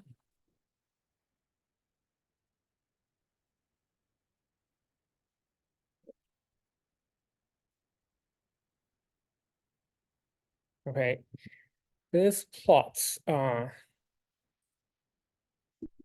is showing the global calculation of a transition versus transversion in mutation, which means like if it's a purine mutated to another purine, it's transition.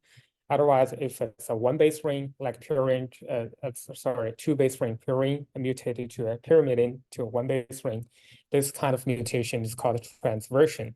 Typically in a cancer patients, transitions mutation happens frequently than the transversion mutations. So you typically will see this TI is about twofold higher than this TV. And it shows on the bottom also each individual of our 5 cases mutation types and numbers or numbers in percentage and overall summary information of these 5 cases. So this math tool is pretty cool for analyzing those mutation data sets. And this is our first case as an example of using this math tools to analyzing the mutational data sets. So before we take the break, let's quickly build and download a second query. In our second query, we will retrieve all of the transcriptomic data sets from the GDC portal for the READ project. This download will take probably 10 minutes. So while it's downloaded, let's take a break. The second data sets we will build, that's nominated our query, the new object called RNA query. Our second query, second example. And make our RNA query equals to the GDC query. This time, we also chose the product from TCGA read. And then, let me enlarge it a little bit. The data category in this time will be transcriptome profiling.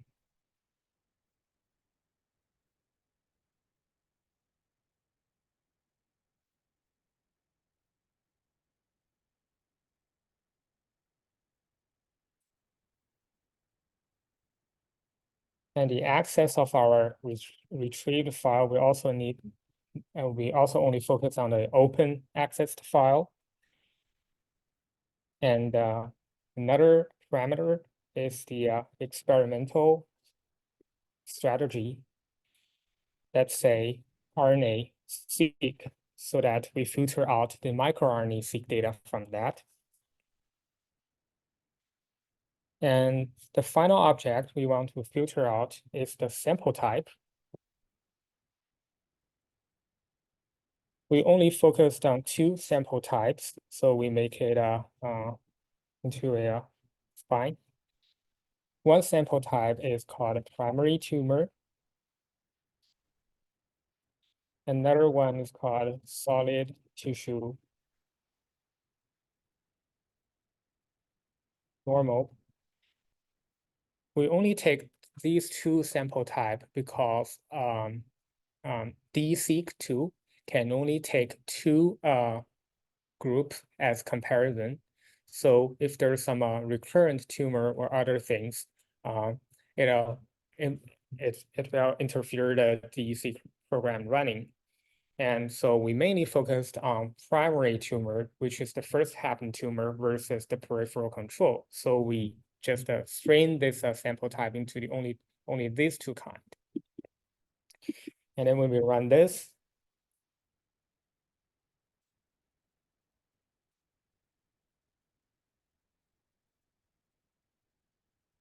okay, it's successfully run. We will build a query for the transcriptomic datasets.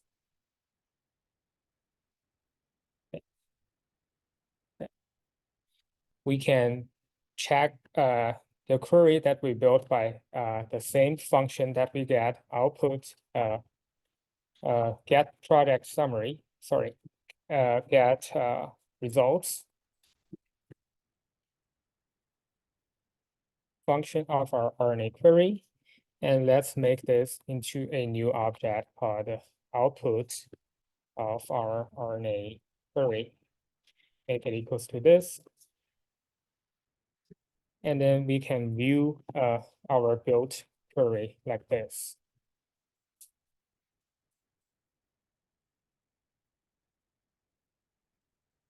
So this is the same as we checked the query like the last time.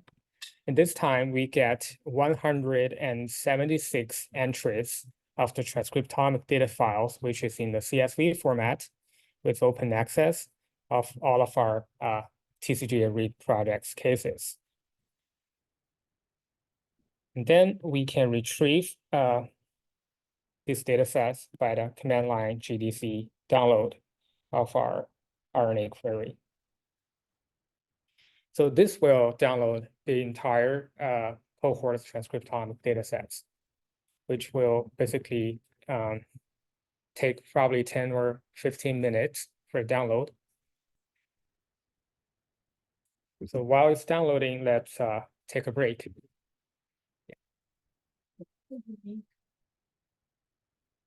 Oh, the unique line mean on give me a second. It's after we download the data sets, the next step is load it into the R system. We will create a new object called RNA. And then make it equals to our GDC prepare of our RNA query.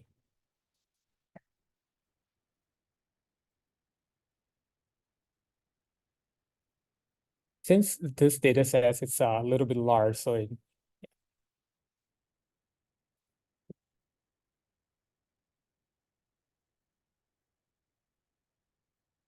we're probably gonna need several minutes for this to properly load it.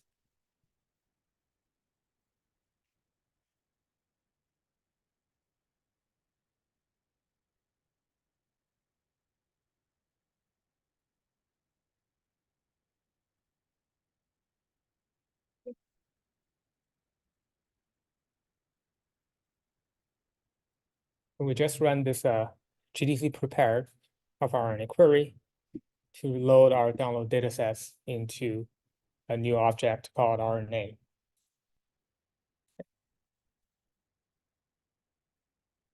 And for this RNA datasets, it's a quite large one, so I'm not going to open it. And we will use a function called assay from summarized experiment package to extract our RNA object only with the unstranded column. The format of this is exactly the same format like we download and take a look at the very end last day. And there's a specific column in our TSV format called unstranded, which is the raw count of a gene from both upper and the lower strand. And we will define this as a new object called RNA matrix. Matrix.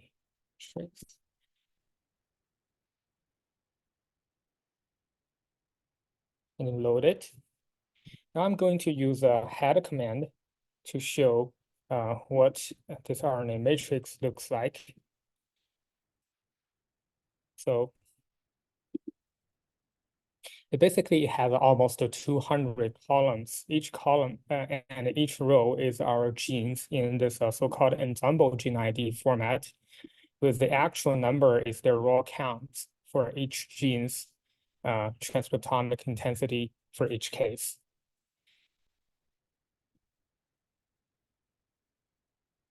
Assay. It's under the package called summarize the experiment. If you're not in that, you can try to you can import that and then try that again.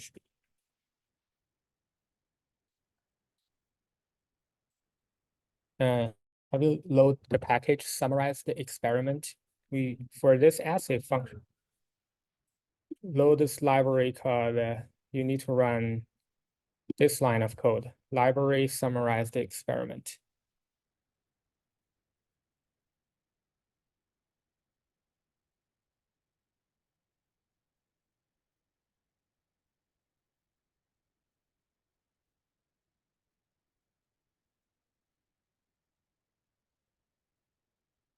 And then after you run this line, you can try to run this RNA matrix with the assay again.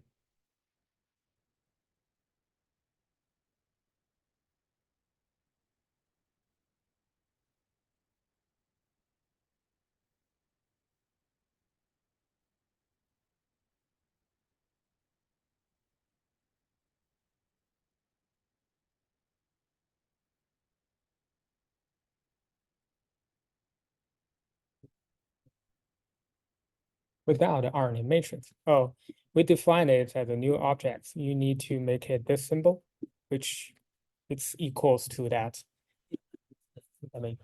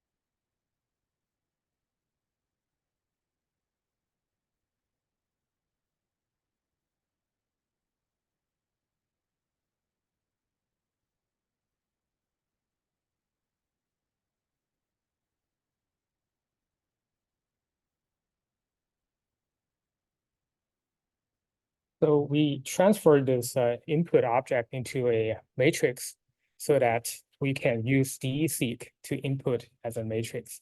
If you're familiar with the workshops number 5, the next step will be almost the same as the workshop number 5 by how to use this DE-seq function. And then the next step will be use the differential expression analysis by DE-seq2. And we will create a DE-seq input format called that's created as a DES input. Make it equals to, from a function we call the DE-seq datasets, DE-seq datasets from matrix. We are input the datasets from the matrix we are creating. Okay. And this function takes 3 arguments. One is called a count data. In our case, our count data is our RNA matrix.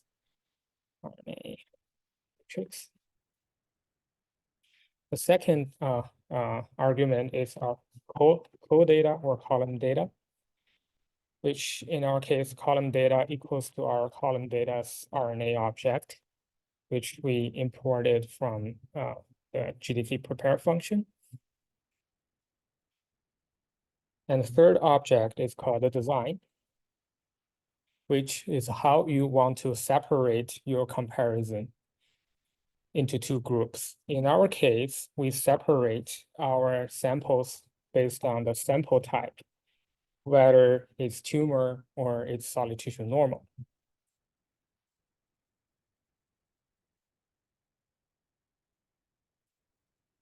So by running that, we create the DE-seq input object.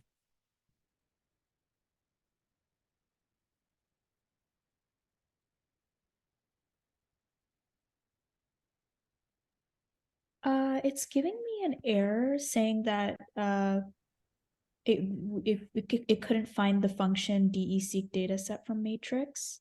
And that's probably because you haven't loaded the package DE-seq2. You can try to reload the package DE-seq2.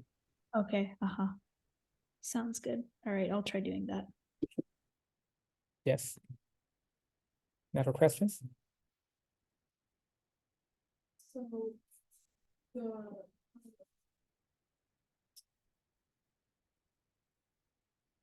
the call of data, what is the call of data from RNA?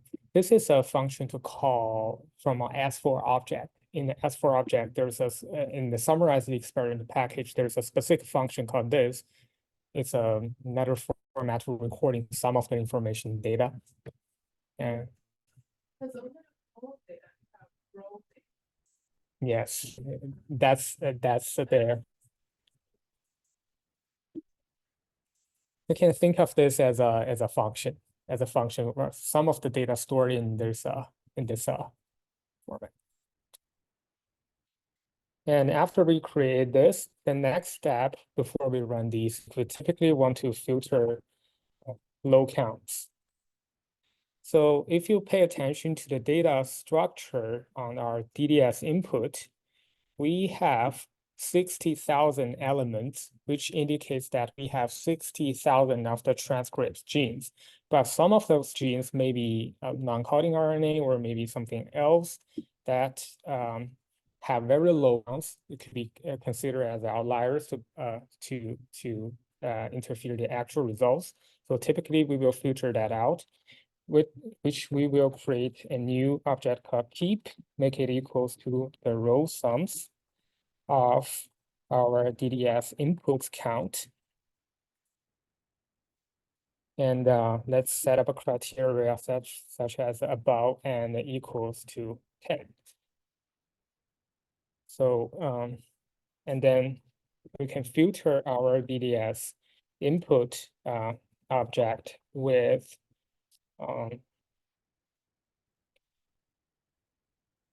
their row counts above or equals to 10. For all of the rows in the DDS input data frame, we only want to record that above this keep threshold. So by running this command line, we filtered from 60,000 inputs into 44,000 input genes. So there's approximately 10,000-ish transcriptomes that have a lower count for raw counts for the cases. So we filter those out as outliers. And now we can run the main function from the DE-seq, which we create a object of this main function called DDS. And the function for running DE-seq is just this DE-seq. We take our input as DDS input and then run it.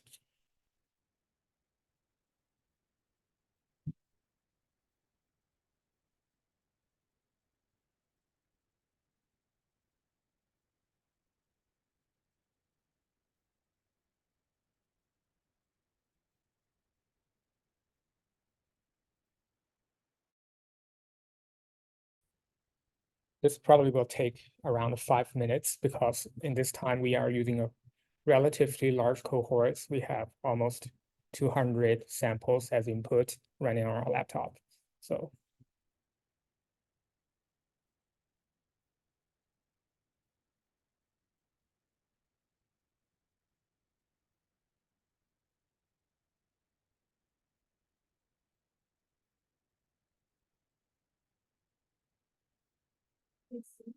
Is it normal to set the filter one to be 10? We have 200. If the filters typically you can define by your own criteria. I don't think in the peer there's a very restrict standards, but I typically use 10 as cutoff, and I've seen yeah, 10 total count.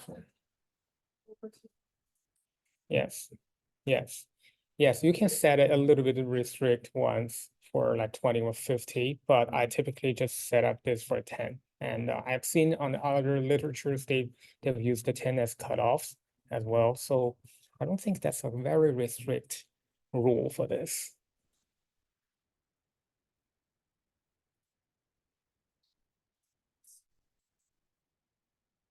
Yes, mean, median, yeah, they're yeah, yes,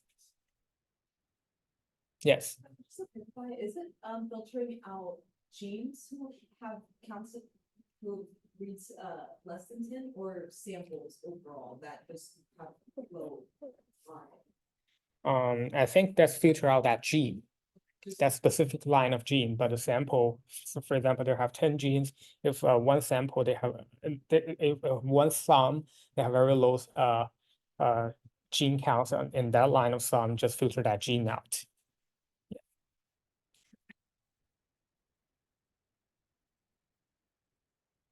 Okay, my DSeq output has finished. And then we can check the DSeq results by the function results of our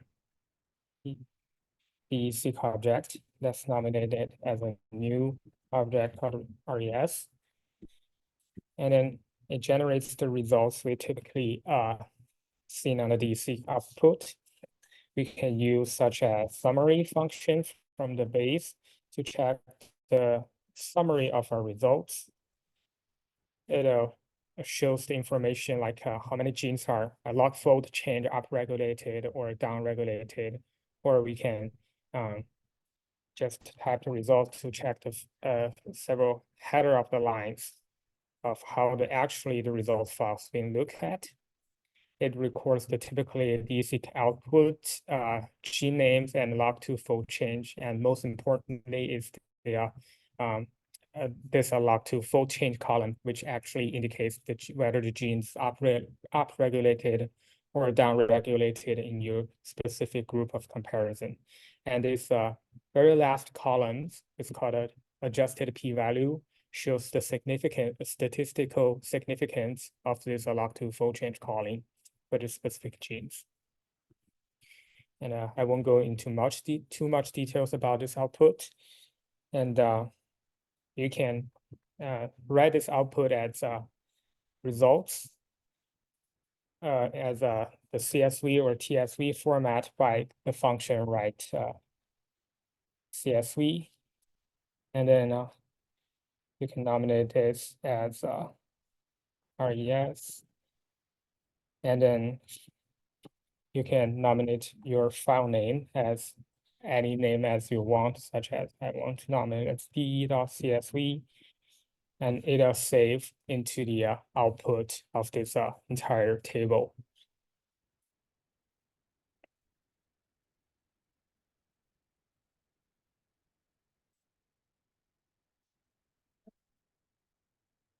Summary, like when we run summary of our results, right? It should.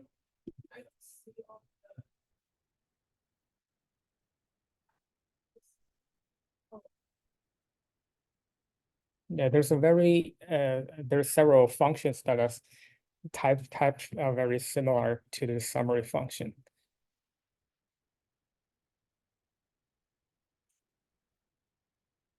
So.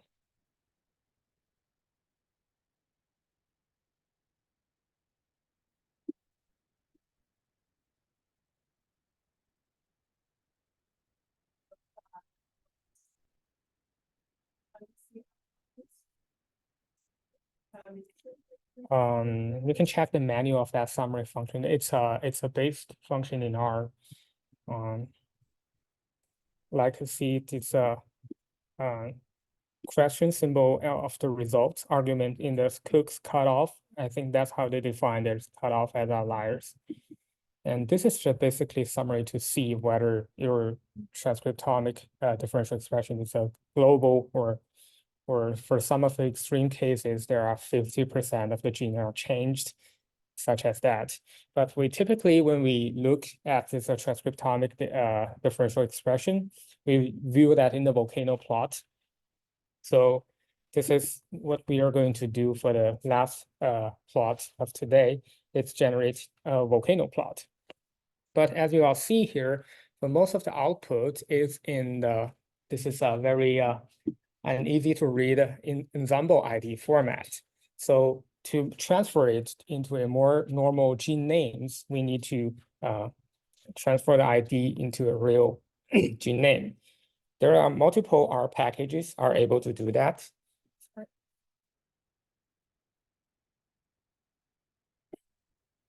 But specifically, in our TCGA datasets, there's a object that has already recorded that information.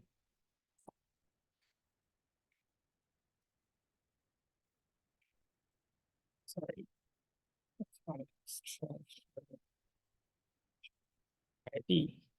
That object is in this row names of our,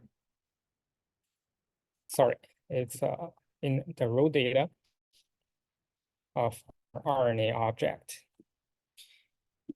So I will transfer this row data into a data frame by using the function called as data frame of this row data of RNA object, and then nominate it into a new object called gene metadata. Okay.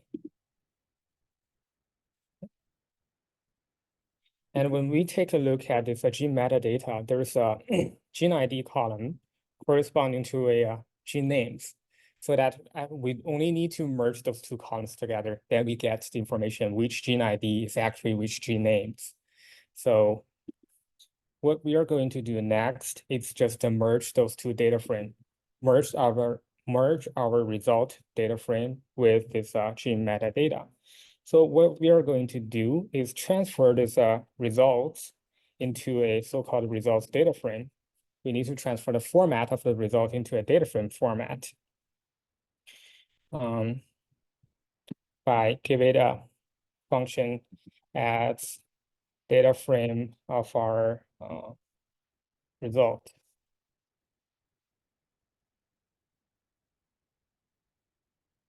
Now our result data frame is a data frame format actually recording the DEC output result.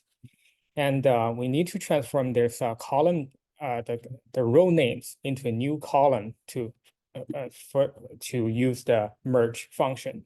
So what we are going to do is define a new column of this result data frame as nominated as gene ID, make it equals to our row names of our results data frame. So what this function will do is it will transfer the row names of the result data frame into a new column as gene ID column. So by getting this new column, we can use this same gene ID column to merge this result data frame with the gene metadata data frame. So I am going to use the function called left join. And then the first data frame is our result data frame. The second data frame is the gene metadata.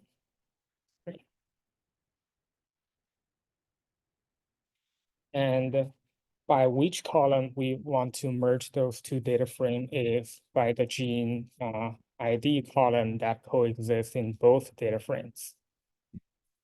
Okay.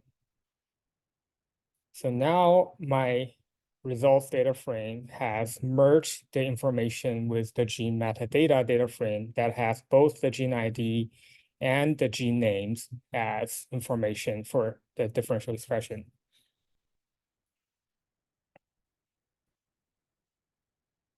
Finally, we can do after we do this, we can use the data visualization tool, volcano plot,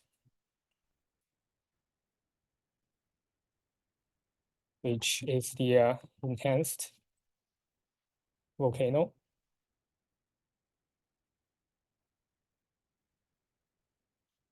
And the enhanced volcano function is to generate a volcano plot. It typically take the three input argument. One is the top table, which is the data frame.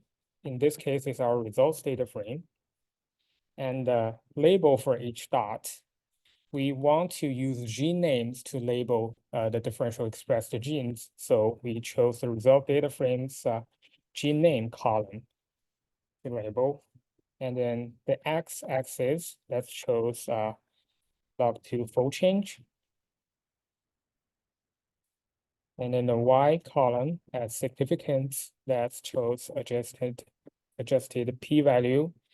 And then we can define our own cutoff, like a significant cutoff or a p cutoff, say 0.05. And then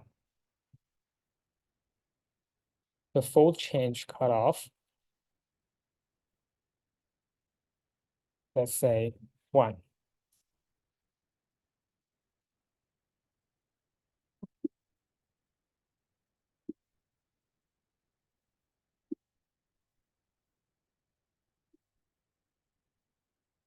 Refresh it.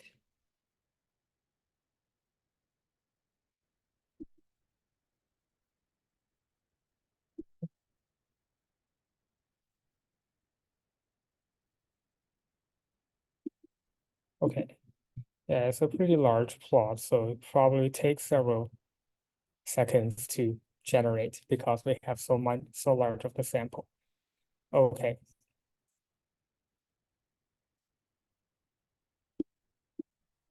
Yes, results data frame. Oh, oh my R script crashed.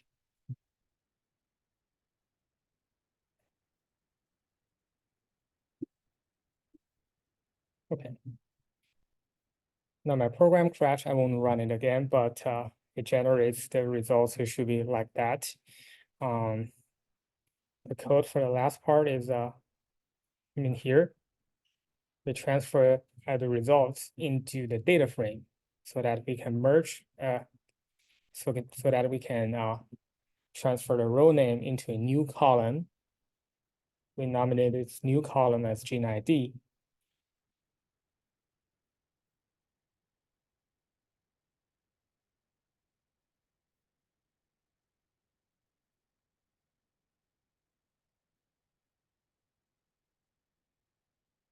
And then we use this left join function to merge those two data frames so that we have the gene name information in our results data frame.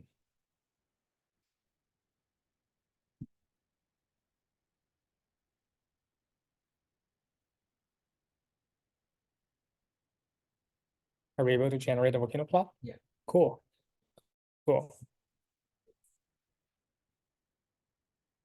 Yeah, your laptop is powerful than mine. Mine is just crashed after it shows.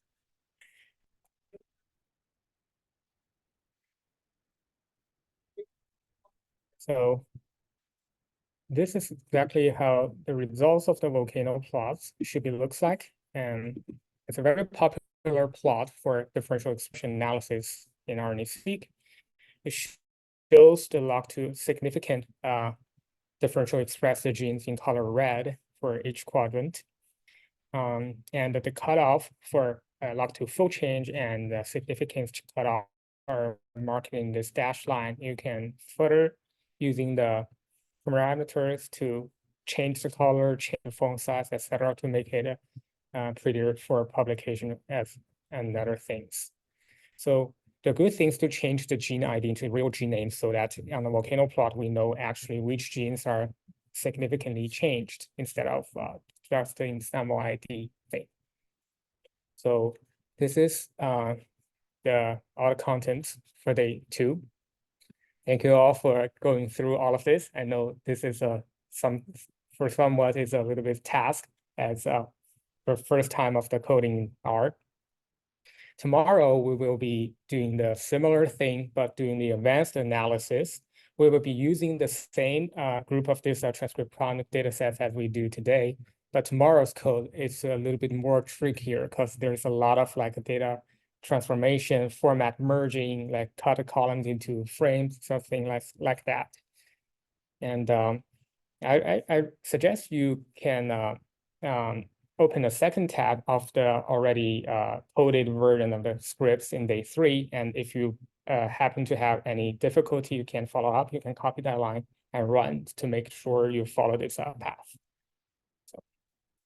So thank you all for participation today. Let's see you tomorrow. Thank you.